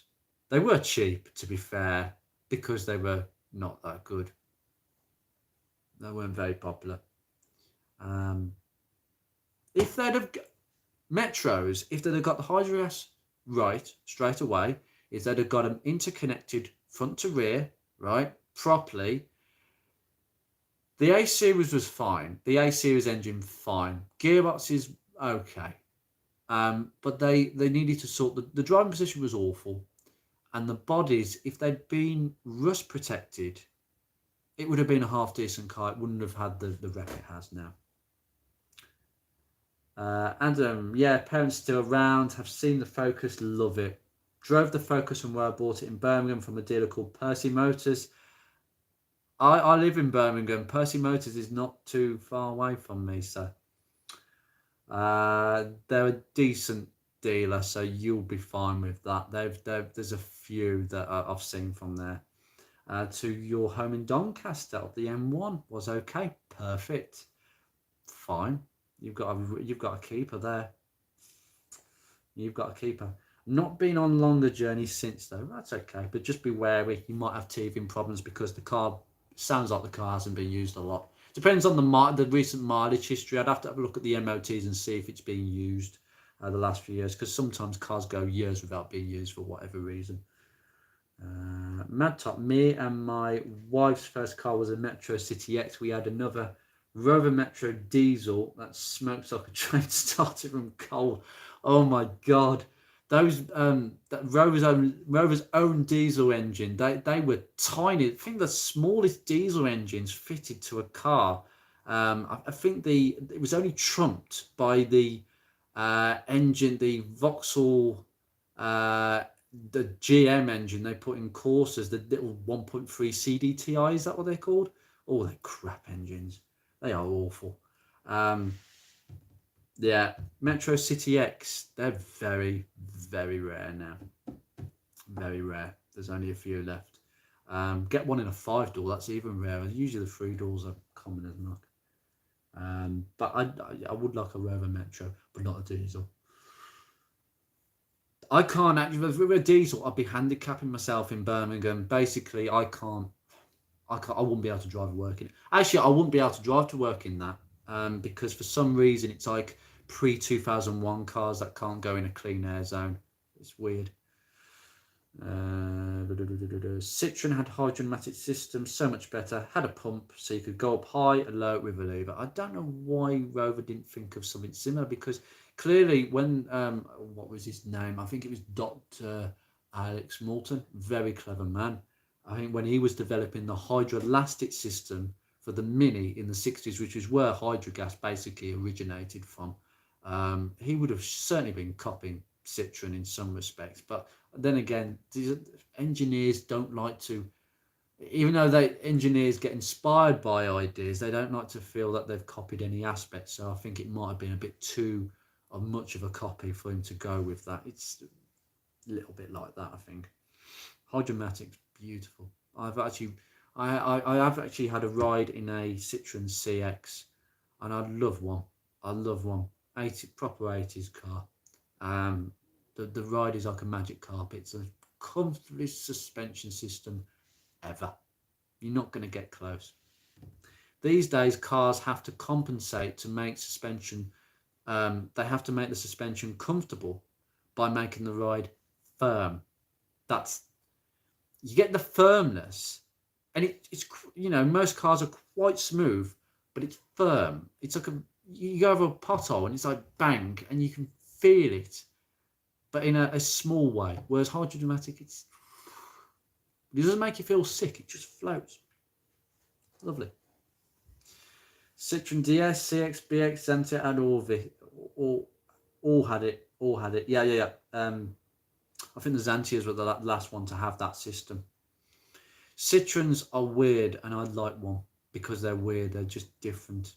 I do like cars that are different, but then I go for conventional sometimes. Mad Top, I lose count how many Maestro Special broke down on me. ESP with a heater matrix going just a junk version. And yet the MG Monty and Maestro was bad on brakes and also the handling. Yeah, I don't think the suspension systems were just able to cope with the speed. The engines were fine; they pulled well, didn't they? But they didn't really do much to the suspension. Not really, anyway. The dampening springs were very similar to what was on the standard cars. It's not going to work. It's just, nobody took them seriously. I like seeing them now though, because they're so rare. It's just a nostalgia thing, I think. Right, Mad Top. This Citroen BX was a great car. Especially the BX 16 valve. I love driving them. Stick it in top position, and it drives like a speedboat. Yeah, absolutely. The BX was a smaller one, more boxy one. That had, I had the the rear arches covered half the back wheel, I think, on them. I think the CX was like that, actually. Yeah, absolutely. Luke Smith, you might, I mean, going forwards, I will be going to car shows. 2023, I have been out the game this year for one reason or the other. I've just had so much personal stuff going on at home, my work, and then this channel's come out of nowhere. But I will be going to shows. I may go to the NEC restoration show in March. We'll see how that goes. But I will be going to shows, and you can see how little I know about other cars. I'm more of a British car person. I know somewhat of other cars, but my info is sketchy. I think when I enjoy a certain genre and type of car, I tend to want to know more about them. Like with MK1 Focuses, I want to know more, even though I know more than probably a lot of people. But I want to know more instead of learning about other cars and different cars. And that's where I become a little bit like outside the Mark 1 box or any car that isn't a Rover or Ford. I'm a bit like, yeah, no, I don't know what you're talking about. Citroens, I know a little bit about.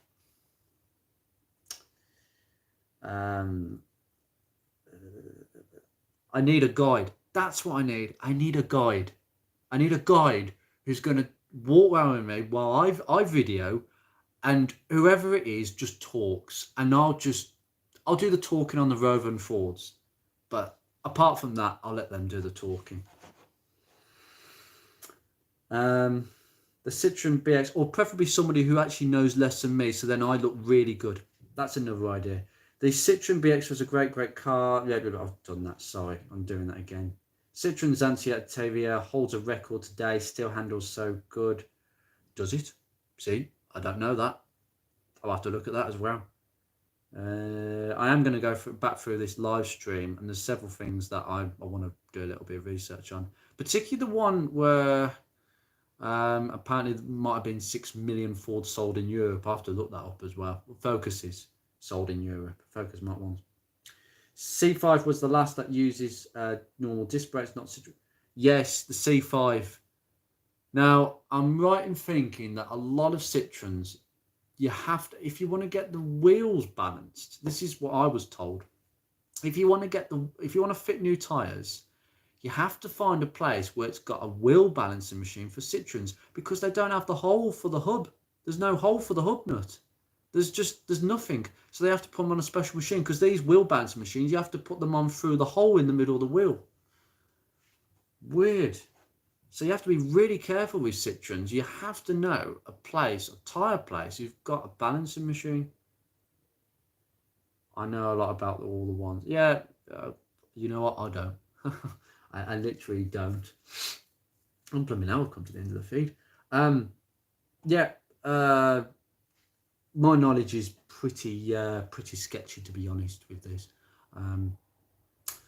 But yeah, I know quite a bit about Ford's Rovers are my main speciality because that's just what I've got an interest in. Vauxhalls, no. Saabs, I like a Saab. I think they're really, really good. They just appeal. I was behind a 9000 turbo the other day. I hadn't seen one in ages. I really wanted to stop it and just talk to the owner. It's so nice to see one on the roads. There's a few.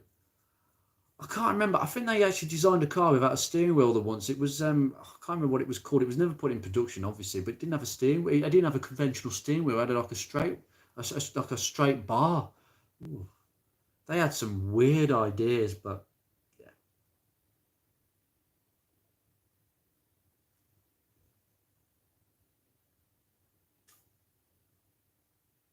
That's why we have the Haynes manuals. Yeah, I know. I've got a few. That one as well. From my this manual up here is quite precious to me.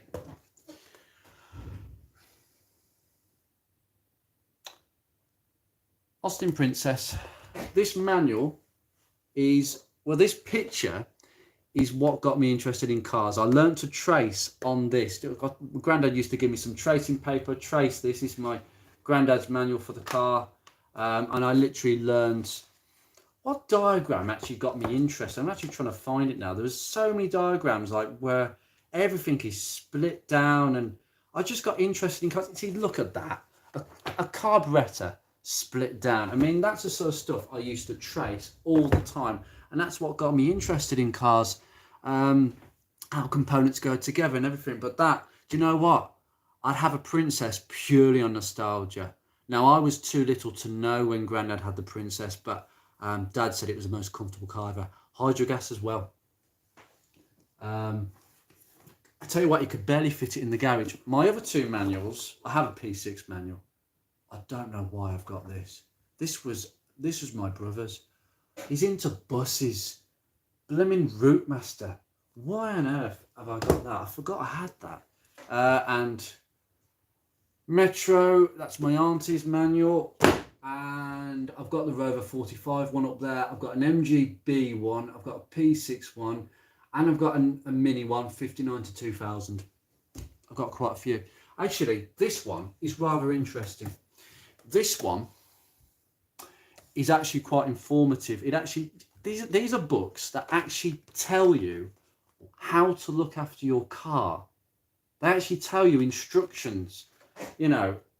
And if you don't know anything about older cars, books like this are just amazing. I have got David Wizard's How to Tune an A series. What a marvellous book. Before the internet, these are sources of pure gold dust of information. Imagine before Facebook, where people literally didn't have any way of communicating other than through a club. This is when car clubs were actually really important.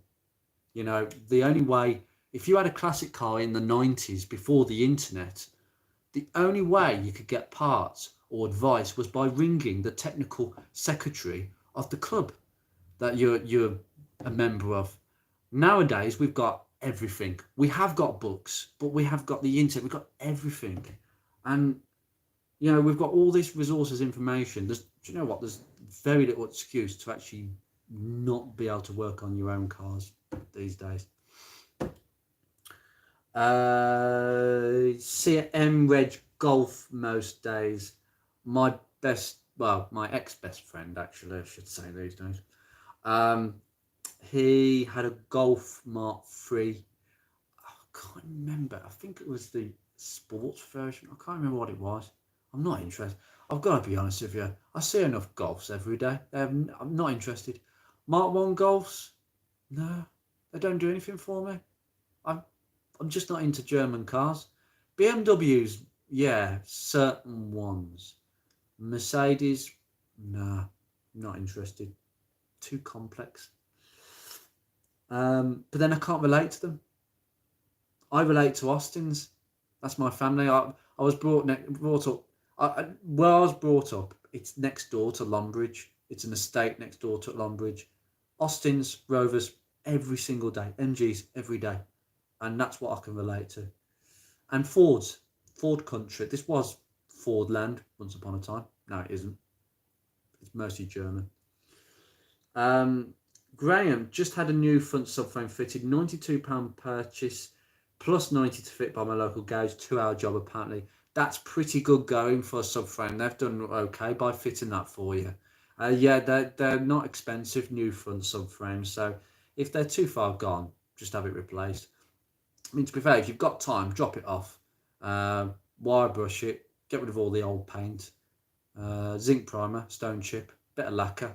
Back on it goes. And I did that quite a while ago, but mine wasn't too bad. But ideally, a garage will buy one brand new because it's less labour. Adam, if I'm not getting a Haynes manual for Christmas on the Focus, I'll get one myself in the new year. Do you think your parents might think about that? You might be lucky, actually. You might be lucky. The Haynes Book of Lies is what I call it. I only go by torque values. I only use it for torque settings. But once you've read a chapter on whatever you want to look at, you won't need to look at it again, put it that way. But a lot of the things on a Focus are very self-explanatory, and actually you can see for yourself how they all bolt very carefully. And there's so many videos out there now from all sorts of other channels about how to do this and that. I've barely shown anything, actually, to be fair. I've done a few jobs on the Focus, which I've made videos of, but because I've done the rebuild before I started this channel, I haven't got much content to show you there, but I will, when things go wrong, video. I have the Focus Blue manual. That's the early one, isn't it? Yeah, there's two, isn't there? There, you've got the blue one, which is the pre-facelift one, and this is the facelift one, October 2001. So the minor differences, mainly about how the bumpers are put on, and a few bits of trim here and there. Not too much of difference. Luke, my dad had a Princess lopsided for 115/1997. By 1997, I'm not surprised it was lopsided. They all go like that. Hydrogas. They all go like that. Nowadays, they're a lot better. Mainly because there's none of them. I literally think there's only about 40 Princesses left. My uncle had, and before he had the Ford Sierra Cosworth, don't ask me how he went from one to the other. He had an Austin Ambassador. Now, I can only assume he bought that car as a stopgap, but apparently there's only about 15, 20 of them left, and I think that's correct. They were basically a Princess with a hatch. They should have made the Princess with an actual hatch, because it looks like it with the wedge shape, but it doesn't, just has a boot. Awful car. Again, hydrogas failures all over the place. But he said the seats were extremely comfortable, most comfortable seats he ever sat in. Drew, I highly recommend getting hold of the Ford TIS and Microcat CDs, running them in VirtualBox with Windows XP, far better than Haynes. I'm going to look into doing that. You get the exploded diagrams and everything, don't you? It's very accurate, that. I am going to look to doing so. To be fair, I don't need to, because I know a lot already, but if I was starting out, that's where I would look. The 70s Haynes manuals were great. Exploded diagrams galore. They're great. They are great. They are great. I mean, there's actual proper illustrations. I mean, they're a bit inaccurate. I mean, a little bit less specific. I mean, in some chapters, it's like, how to remove the gearbox. Number 1, remove the engine. Oh yeah, just remove the engine. That's how unspecific it can be sometimes. It can literally just, instead of just doing like a load of steps, it just says, oh, just remove this. Oh, okay. That is an exaggeration, but they're not great. They don't go into step by step. I don't think the Haynes manuals are very good for P6 owners. I haven't got a Haynes manual for P6. That's what I've got for the P6. And this is actually a proper workshop manual. Yeah, and it goes into, see, step by step and pictures. A little bit better than the Haynes manual. We are a family of French cars and Fords. It's not a bad thing. It's not a bad thing. Not a bad thing. Very different cars though. Fords are mainstream, conventional, quite conventional. French cars are just different, very weird. Very, very weird. Oh, one of my friends had oh God, I can't remember if it was a Renault. I think it was a Renault, and it basically had a fold-out roof, but you had nowhere to put the roof. I can't remember which one it was now. He said it was the worst car I'd ever owned. I can't remember what it was now. Yeah, it's got a fold-out roof, an electric fold-out roof, but when you take the roof off, you've got nowhere to put the roof. Stupid idea that was.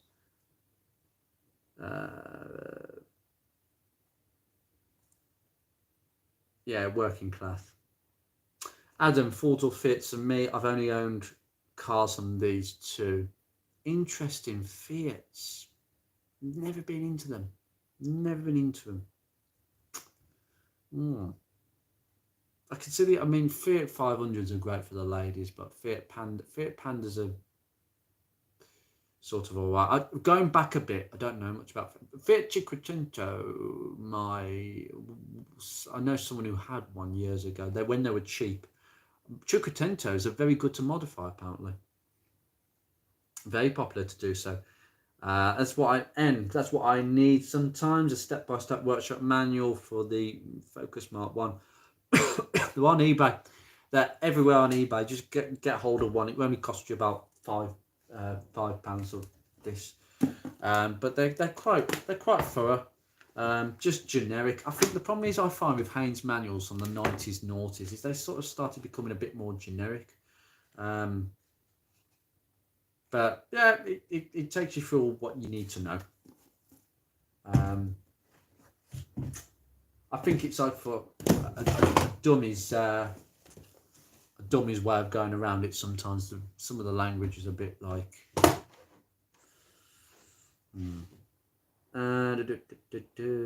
Adam, that was the Citroen Plurial. Remember Top Gear? That was the one. No, it wasn't Top Gear. It was the Grand Tour. Do you know what? That has triggered my memory. They did the special on French cars, and yes, it was the Plurial. Oh God! I mean, why would you design a car where you can't put the roof anywhere? God! Imagine buying that and then realising that's the way it is. I can't believe I forgot that. I love the Grand Tour. I think the trio are amazing. Look, Jamie's a twat, and James is how he is in normal life, and Richard is a show pony. I know that because twice I've had people. Well, one person was lucky enough to go on the actual audience at Top Gear before they left, and I just remember him saying that Jeremy and James are very much themselves. Richard absolutely acts for the cameras. I don't like it. I don't like Richard Hammond. I think he does act quite fake. I don't know how I'd take to him. But Jeremy, I'd go up to him tomorrow and I'd chit chat and get a signature from him any day. James as well.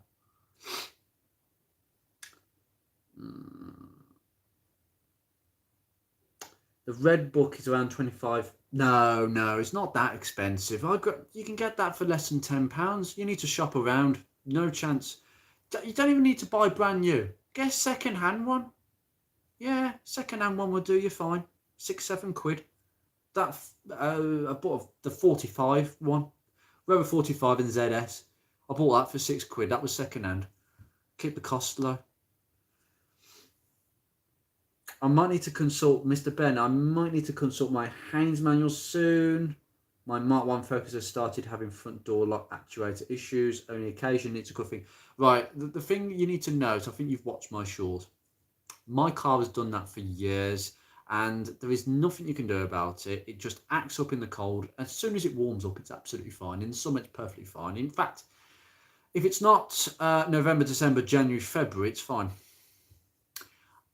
But the important thing is, even in the cold, when you get out the car, lock the car, if all the doors lock, there's no problem. It's just the actuators get a bit lazy, they get a bit funny, maybe a bit sticky inside. Maybe it's worth me actually doing a video. Maybe I should do a video where I take the whole latch out the door. It's going to be a faff to take the whole thing out, but I'll do it. I'll take the lock out, the latch out, and I will clean the module, because maybe that's what needs to be done. I've never taken it out.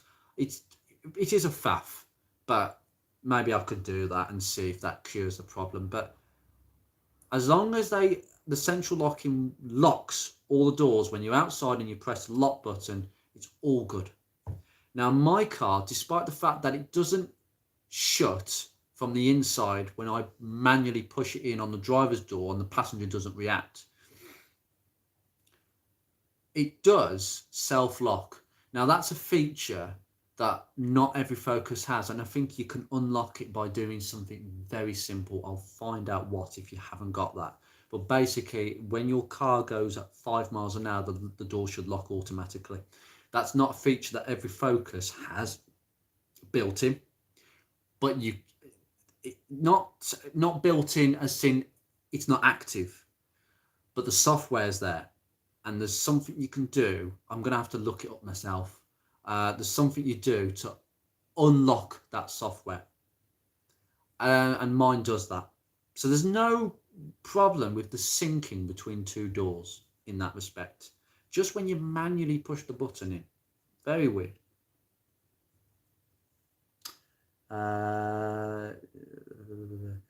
Mr. Ben, all the doors do lock, just occasionally when unlocking with the remote, one of the doors stays locked. Ah, okay, mine doesn't do that. When I unlock, see, it's locking together, but not unlocking together. See, mine does unlock together, so that's why I think mine is okay. Maybe mine hasn't got to that stage. It might be. I would suggest the driver's module, because the driver's one controls both. If there's a problem, it's more likely to be the driver's one that may be a bit funny, because if it's a 3-door, it's a 5-door, it goes off the driver's door. That is the master control.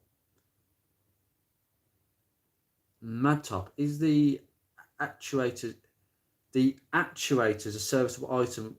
Because if it is and has grease in them, then that is actually a really good point. Oh, sorry, my camera's gone a bit funny. No, we haven't cut out. Sorry about that. Some flash came on my screen saying live. Yes, I know I'm live.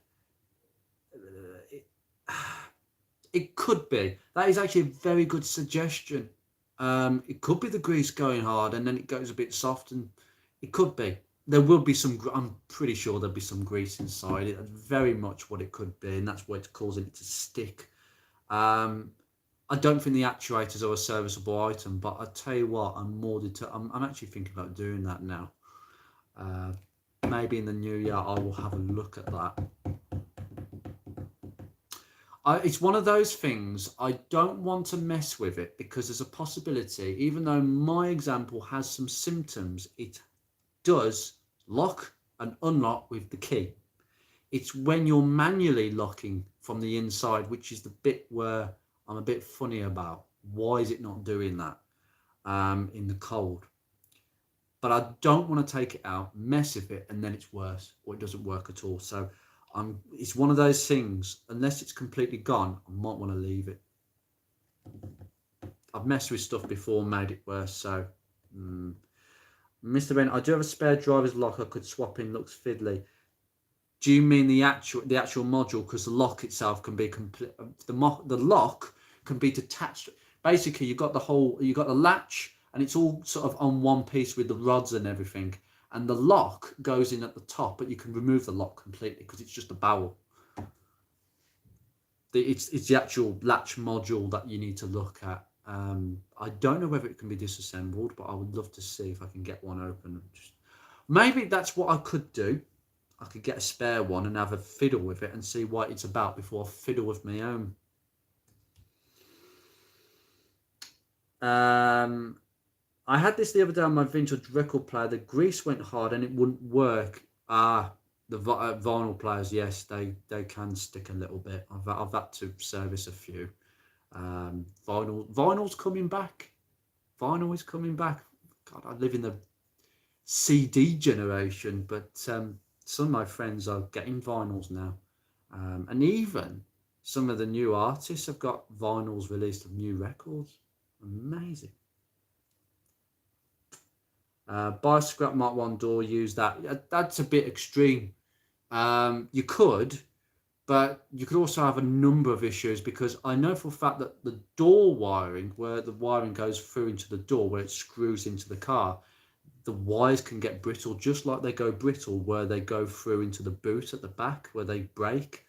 So if your car, I mean, that could be a symptom why it's playing up, because while the wires could be frayed. But you know what I would do, Ben? I would unscrew the connector where the wiring goes through into the door. Just unscrew it. It unscrews. Take it out. Give it a contact clean. Put it back in and screw it back in. It's only a screw-on connector. I'd try that. Just to see if you can clean the connection, because it could be that. I took it apart and changed all the grease. So you can get it open then. Okay, interesting. That way you don't mess with yours. Yeah, it's a good idea. No, it's a good idea, Luke. No. I get that.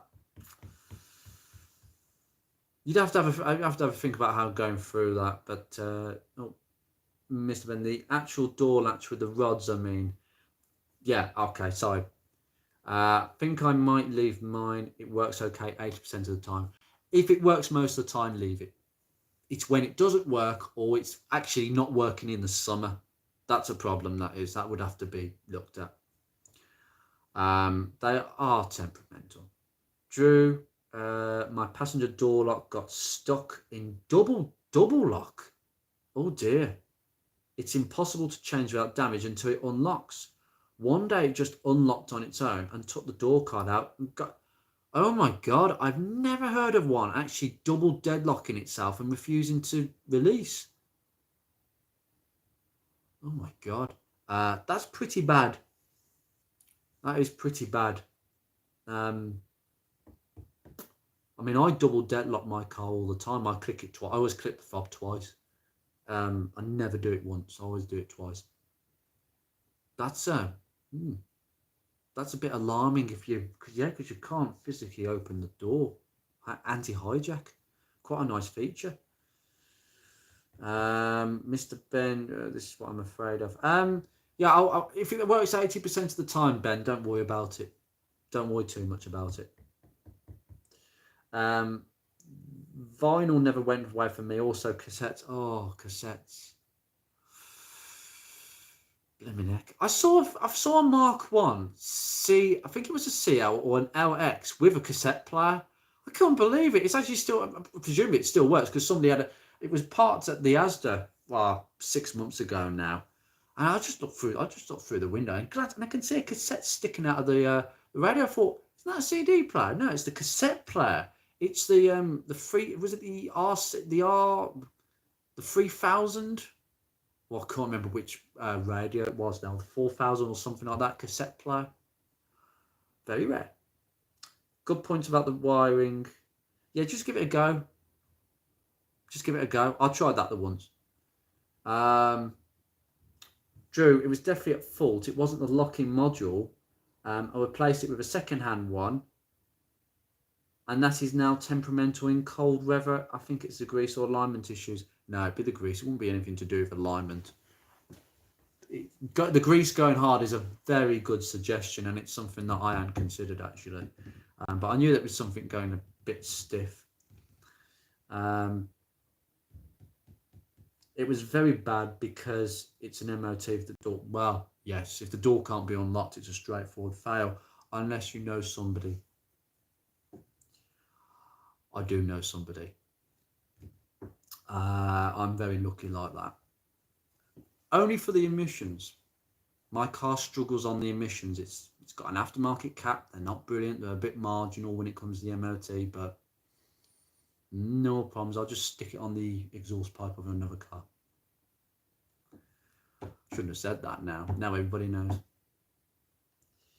I'm sure many of you have had to do the same thing. Sometimes it does go on. That's how old cars pass the MOT. Sometimes.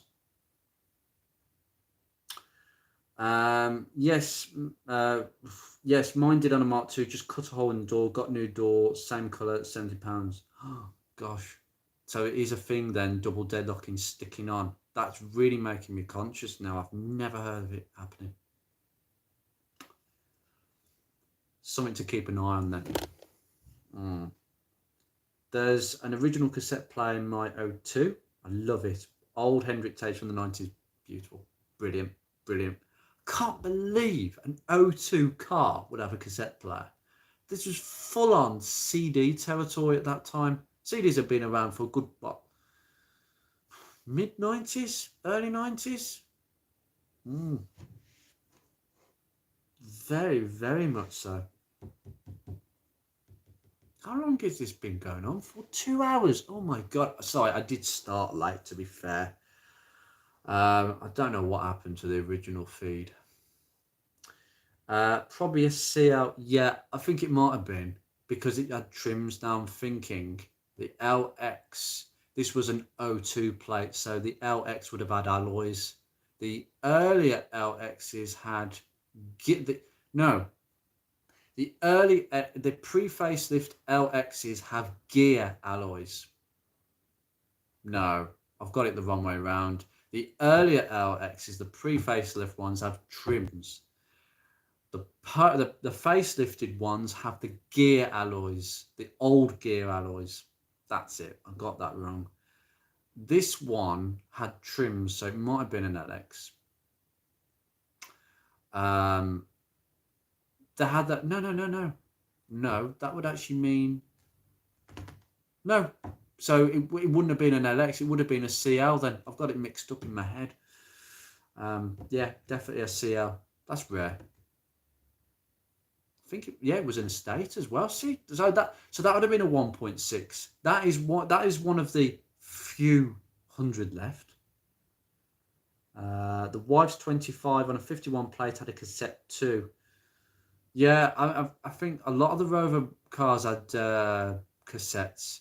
They weren't particularly great. I tell you what, if you've got a 25 or even a 200 R3 or HHR or 45 with the original Rover radios, you are staring at a rarity. They do break. The Ford radios are much better, but they still fail. But the Rover stuff doesn't last as much.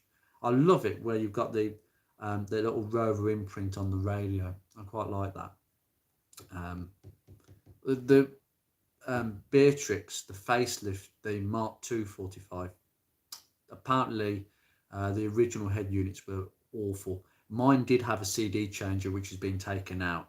I've thrown.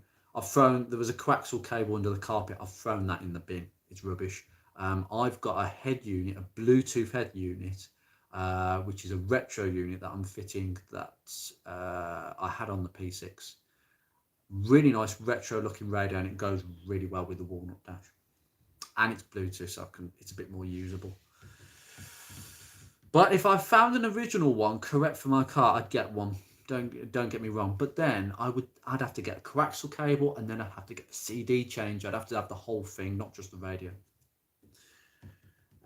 Low spec. Yeah, very, very low spec. There was nothing on them. The early ones had wind up windows. They were really Spartan, but you still got a Focus. The CLs are still a Focus. They are the fundamental basic elements of a Focus. They still drive like a Focus. It's just you don't get many toys with it.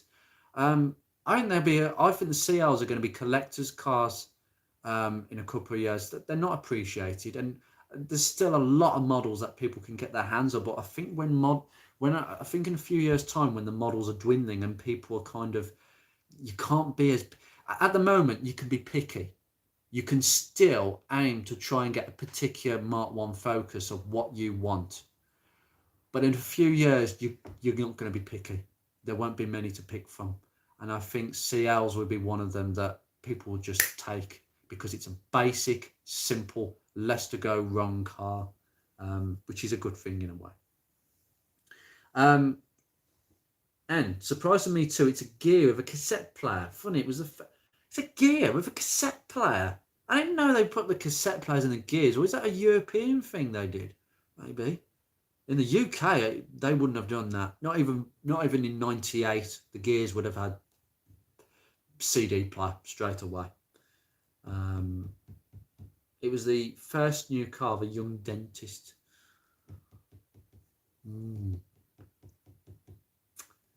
Was the CL the base? Yeah, it was the base version. The CL version in the UK is the base version. I'm not sure about abroad. It may have been known as a Studio. Maybe it might have been the CL. I don't know. But for some reason they changed the name from CL to the Studio when the Mark II came out, which means it's very easy for me to actually get the data for CL models because there's no crossover with Mark IIs. Drew, I wonder if the gear with the wood panel and smokers package would have been an attractive to oldies in their Led Zeppelin take collections. I think that's the idea. The most old man's pipes and slippers focus that I saw in the scrapyard video. I went to that scrapyard. I've been to that scrapyard so many times for bits, and there was one they had there. And it was a gear 4-door with the walnut dash, but the beige dashboard. It was like the where you've got the half beige, so it's half grey, half beige, with the beige gear seats. Very comfortable, I have to say. The material is very enticing to sit on, because I did sit on one, even though it was dirty. I thought I'd give this a go, but very old man, and it had not the little cap on the 12-volt port, but a cigarette lighter. That's when you know it's an old man's car. Don't underestimate an old man in a Focus Mark 1. There's a famous t-shirt that's been going around for years. Mad Top, the same as the Mark II with the Sport being the base. Is that right? The Sport's the base? I didn't realise that was the case. No rhyme intended there.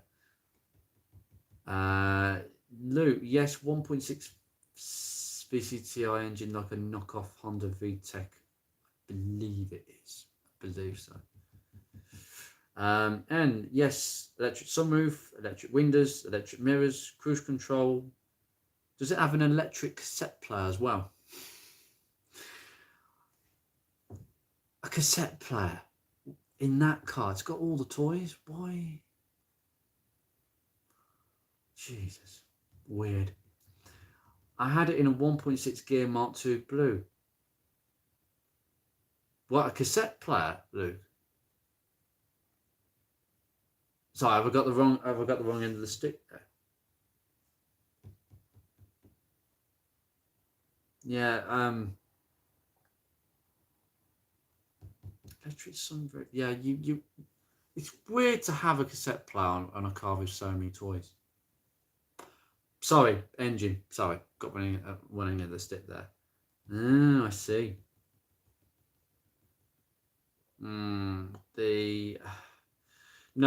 Oh, sorry. You know what? I've got confused there. Did you mean TIVCT? That's when they upgraded the Sigma to twin independent camshafts. So on the cams, you don't have just solid cogs. They now have a solenoid. It's a very technical process. I have to understand it a bit more before I explain it. But basically, there is a solenoid controlled cam, which basically varies the opening of the cams. It is a cheaper version of the VTEC. The Rover VVC was the VVC K series, the 1.8, was also another version, a very clever version actually. But it basically is a good idea because it got 25 horsepower out of what was a 12, 13-year-old engine at the time, and it was known as the 1.6 Ti VCT for the rest of its life until 2017. It was you could still get the 1.6 Sigma on the Focus Studio in 2017, the 3.5 Mark 3.5, when the EcoBoost had virtually taken over. But they still had room for it to be made. It was still made in Bridgend, Wales. Cracking engine. Must have been good to keep it. 22 years that engine was in production. Not even the 1.82 litre Zetec engine was around that long. That came out in 91, and by 2004 it had been retired. The Mark 1 was the last car it was in. CD in cold climate might not work. Could be. I've never known CDs not to work in a colder environment, but maybe cassettes are a bit more robust, but you've got, I mean, the tapes can go a bit funny after time. I think they get a bit cold and they start sticking, and then you get like, you have to take it out, give it a shake and put it back in. That's what I was told to do. Yeah, it could be. It could be like that. -20. Yeah, it could be. -26, I think I'd be worrying a bit more than the cassette player at that temperature. I've watched some videos of old cars being started in really cold climates, like Siberia or places like that. You know, like can I start a Transit in -30 on a cold start, and you got like the diesel banana engine, and it just clunks into. Honestly, it takes such a long time for it to spool, but they do start. Yeah, pretty much. I would just, -26. I would just listen to the radio. I wouldn't worry about a CD at that temperature. I'd be too concerned trying to get the blasted thing warm. Sounds like they need heated seats. I'd be more concerned about that. I believe on the Mark 1 Focus there was a block heater, an immersion block heater. It's actually in the Haynes manual. I think I'll try and find it. But in certain markets, there'd have been a block heater. Let's have a look at the heating system. I'm sure it's under cooling system. Yeah, here we go. No, it's sorry, it's a heater booster. And it was only ever fitted to diesel models. So it's an electrically operated heater for the European market, except Scandinavia. It's only fitted to the diesel models. It's positioned at the center of the bulkhead. It has 3 glow plugs, which give the heater settings, and it's controlled by the ECU. The heater is deactivated when the energy is required to operate other components to prevent the battery being drained. That makes sense. It sounds like, glow plugs take a lot of energy, so 3, yeah. Well, you've got 3 glow plugs for that and 4 for the engine. That's 7 glow plugs. You're going to need a good battery. That's interesting. Yeah, but I'm sure on another market there was a block heater where you had like, I'm sure maybe that was it. Maybe that was it. It's just to heat things up a little bit more. 2.5 starts better than my Mark 1. No idea why. Might have. It's interesting. Maybe it needs a bit of a service, because Mark 1 should be easy to start. They get heated mirrors. Yeah, we do over here, but it's not. I think it was an option pack. Drew, that's a Canada thing, is it? Okay, I didn't know that. Maybe it's just a general cold climate thing with European countries, but I'm sure, maybe I'm confusing it with Rover P6s, but I'm sure there was it's like a block immersion heater. So basically it's like an immersion heater, a heated element that basically sits inside the block. There's like a little mount, I think it's on the 1.82 litres. You've got a little immersion heater in the block. heating a coolant passage, and it's only activated on startup just to get the block quickly, the coolant quickly up to temperature on cold climates. Mark 1 has been in service impeccably. Maybe the pump is getting tired. Could be 140 on the original pump is good going. It's more age than mileage that get the pumps. The problem is I've got a fuel injection pressure testing kit, and it's a comprehensive kit, but there's no unions I can use to test the fuel pressure in a Mark 1, and there's no readings from the OBD scan. I'll put my scanner on there. My scanner's decent. There's no information on fuel pump pressure, so it could be there could be a load of things that it could be, just like my MAF sensor problems. I would not rule out, if it's a 1.6, I wouldn't rule out the fuel pressure regulator which sits on the rail. They can get lazy, and I'll tell you what, I'm going to do a video on this, but if you understand about reading fuel trims on a scanner, live data where you've got the negative and positive fuel trims, I made a massive improvement to the long-term fuel trim, which is the main one. That's the one that if it gets bad, either way, it could either trigger a rich or lean code on the engine. I made a massive difference by swapping the regulator that was on the car for another second-hand one and seeing what that did to the readings. And the readings went very close to 0 from where it was, which was about 10. 10's terrible. 0 is where it needs to be on the scanner. That's the perfect fuel air ratio. Don't rule that out. And I don't think I tried to get them brand new, and I think you can, but I'm looking to see if I can get a brand new one. That second-hand one is okay. It's better than the other one, but they go either a bit lazy and they leak fuel, or they can actually start to under or over pressurize the rail, which can either cause a lean or rich running mixture. And then the computer is trying to take away or add fuel to compensate from that dodgy regulator. It makes sense to use diesel as a heater fuel alone without the car running, like the army tanks. Yeah. You'd have a boiling vessel to heat and make tea. That makes sense. Yeah. It's from the same principle, really.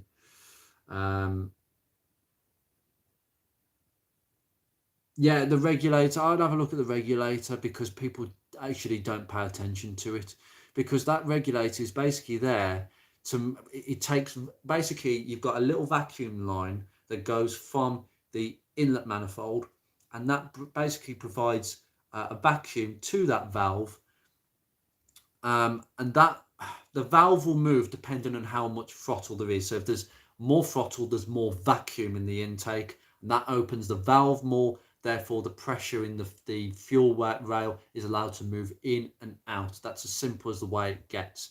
But essentially, the valve can get a bit sticky, a bit funny, potentially, if it's not cleaned out. Maybe clean it out, give that a try. Sometimes it can just fail, get lazy. And then essentially, it's over pressurizing the fuel rail. So you might have too much fuel going into the engine, or under pressurizing it where it's allowing too much fuel back to the tank. Pretty much anyway. I'm gonna wrap it up in about 5-10 minutes, because goodness me, we've been going for such a long time. This is really good. I'll tell you something, compared with last week, this is a lot more people. I think we're doing something right. As I say, with these live streams, I'm going to try and make them probably once half a month, maybe once a month, more than that probably, but it depends on time at the moment. And coincidentally, I just had the time this Friday to do it. Obviously tomorrow, Christmas Day, Boxing Day, everyone's going to be busy. After Boxing Day, 27th, I'll be back putting videos up and starting again. But the next 3 days, I'm going to take a break. I have been making videos non-stop since I bought Beatrix, actually, but I think it was before that. Basically, since the back end of August, it's been a video almost every day. So I'm taking a slight few days break. Excuse me. So yeah, there's plenty more content coming. Focus content. I mean, I've got 3 to 4 weeks of Rover 45 content, so there's plenty coming on there for the next month. The head is on. I'm in the process of putting everything back on the engine. I did some today, about an hour. I couldn't do much because it was raining a bit and it was nasty weather. There is a video going out tomorrow, which I made yesterday, about what I've been up to on that car. There was a lot more work that I needed to do on it, but it's had a really nice upgrade. You may have been able to guess from the picture what I've done, that I posted on the community tab. Focus videos, I have absolutely no videos that I have actually put in advance for the Focus because there literally isn't any work to be done at the moment. I've got an oil change coming next month, which I will do. The car's got the MOT in Feb, of which it will naturally pass with the extra 20 quid for a drink from my friend the mechanic. And not that my car wouldn't pass, but it's the emissions thing. It's always the emissions. And I think there's a couple of things I do need to look at, little bits and pieces, but nothing too much. I'm quite conscious of not spending any money on the Focus at the moment because Easter, the passenger side is being resprayed. That's the plan. The driver side's been done. The passenger side, the bottom of the, I will go through this in a video. The bottom of the driver's wing is completely rotten at the bottom. It's awful. I don't want to show you it's that bad. It has deteriorated so quickly. I cannot say.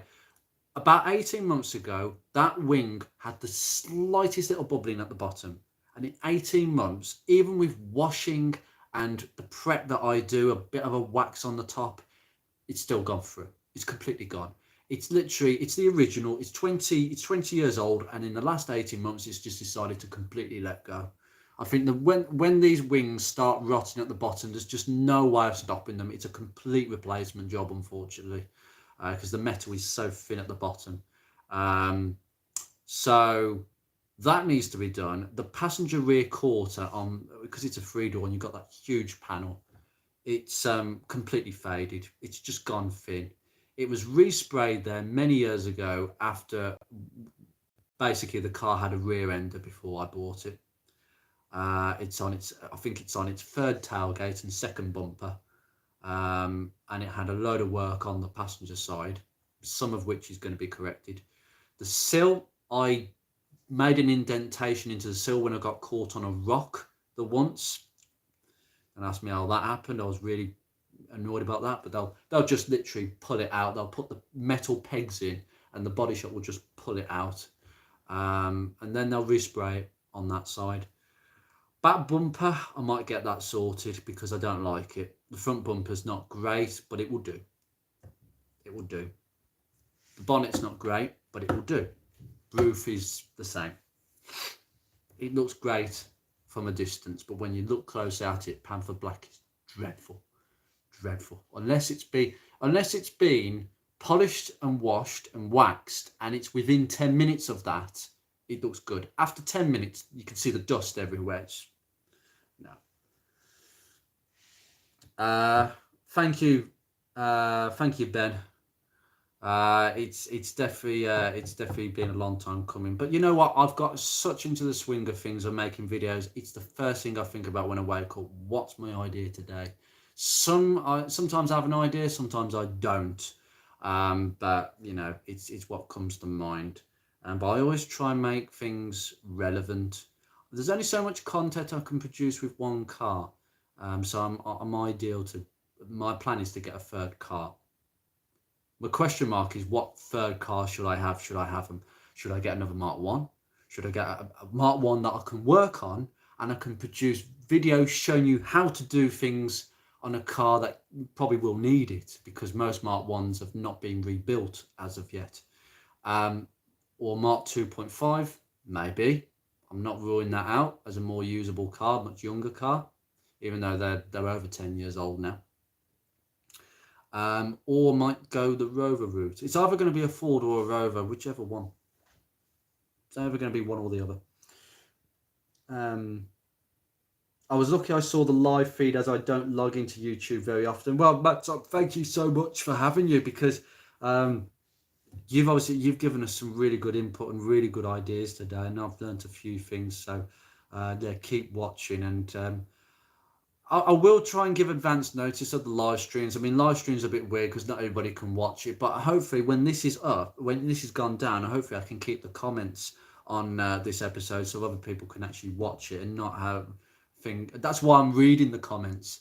There's a reason why I'm saying Luke, Mr. Ben. It's not because I'm trying to be annoying. It's because the last time I put this up as an episode, for some reason the comments didn't come up. There's an option I didn't tick. So I'm going to look as soon as this live stream's ended to see if I can do that. But if not, people can watch it and know that they know what the conversation is about.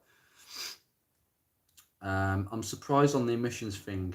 Mine is always perfect. Some do, some don't. Some do, some don't. My Mark III for Fiesta was a nightmare. Is that would have a cat, wouldn't it? The Mark III Fiesta. Pre 2001. They're quite easy because don't they go by smoke? But with post, they go by emissions. I can't remember that. Manager saying, pleased to have made your acquaintance through these videos. Certainly, Ben. Lovely to know you, sir. We will be seeing each other very soon. I believe you're going to the Festival of the Unexceptional. That's going to be coming to fruition. I'm hoping there'll be quite a few Mark 1 owners who can come to that and we can all bunch together. Because I've never been to the show.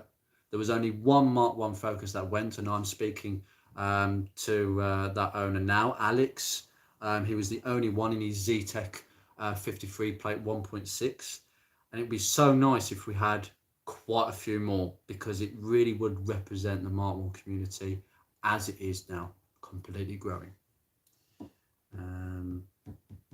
Yeah, we will meet, Ben. We will meet. I hope to meet quite a few of you. Hopefully it shows. But I might do a meet. I've been thinking about doing a meet. There's a place in Staffordshire called the Caffeine and Machine. If you watch Car Throttle, you may know it, because they used it as one of their episode bases the once. And I'm a subscriber of Car Throttle. I think their stuff is great. I might arrange a meet depending on how popular this channel gets and how many people I get, how much of an audience I can reach out to get a group together to have an actual proper meet, and I can organise something. No guarantees, but we'll see sort of after March where things are, because I need to get the rover sorted and on the road and MOT'd, and then things will become a little bit clearer going forwards. No worries, Luke. No worries, buddy.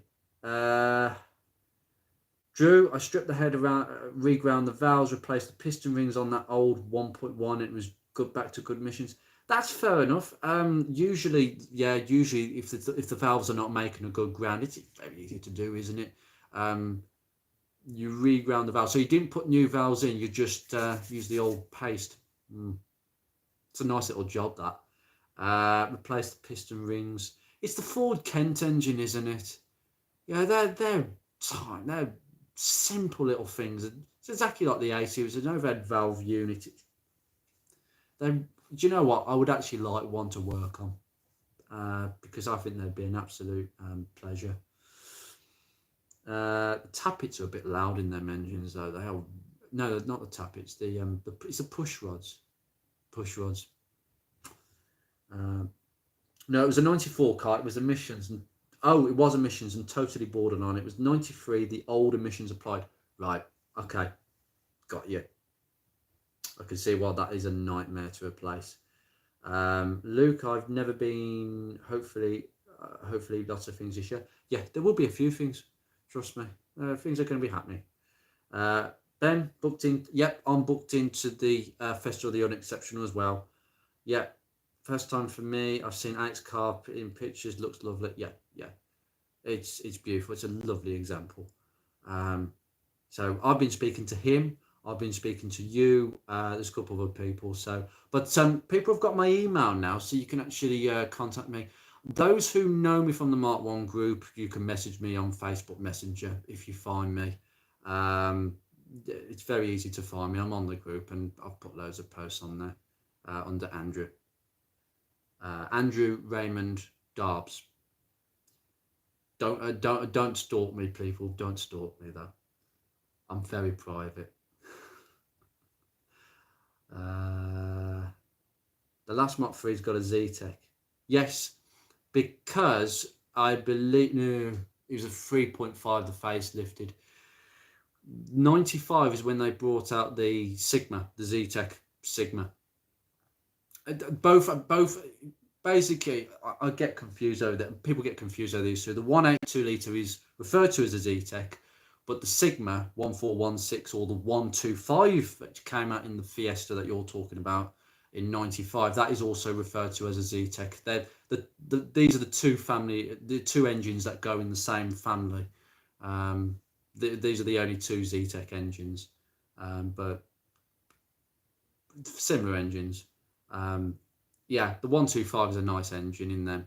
Very different to the 1.3, which is why I'm convinced on the original Sigma engines for the Fiesta and the Focus, it had Z-Tech S written on the silver top cam cover. I'm convinced it stood for sport because it would be sporty compared to a Ford Kent engine that it replaced. The SE, not sure about that, but then somebody said something else and it made sense, so let's just guess. Push rods, so fun to work on. Oh yeah, I can imagine. They sound like they were a pain. I don't know why they're so noisy. I mean, there was a video that Hubnut, if you follow Hubnut, he did a review on a Ford Ka with, I think it was an X-Reg with the, I can't remember what it's called now. Obviously, it's the Kent engine. I can't remember what they called it towards the end. That looks a bit funny with all that fancy plastic stuff around it just to disguise the fact that it's a 50-year-old engine. That was quiet. He started it and it was absolutely quiet.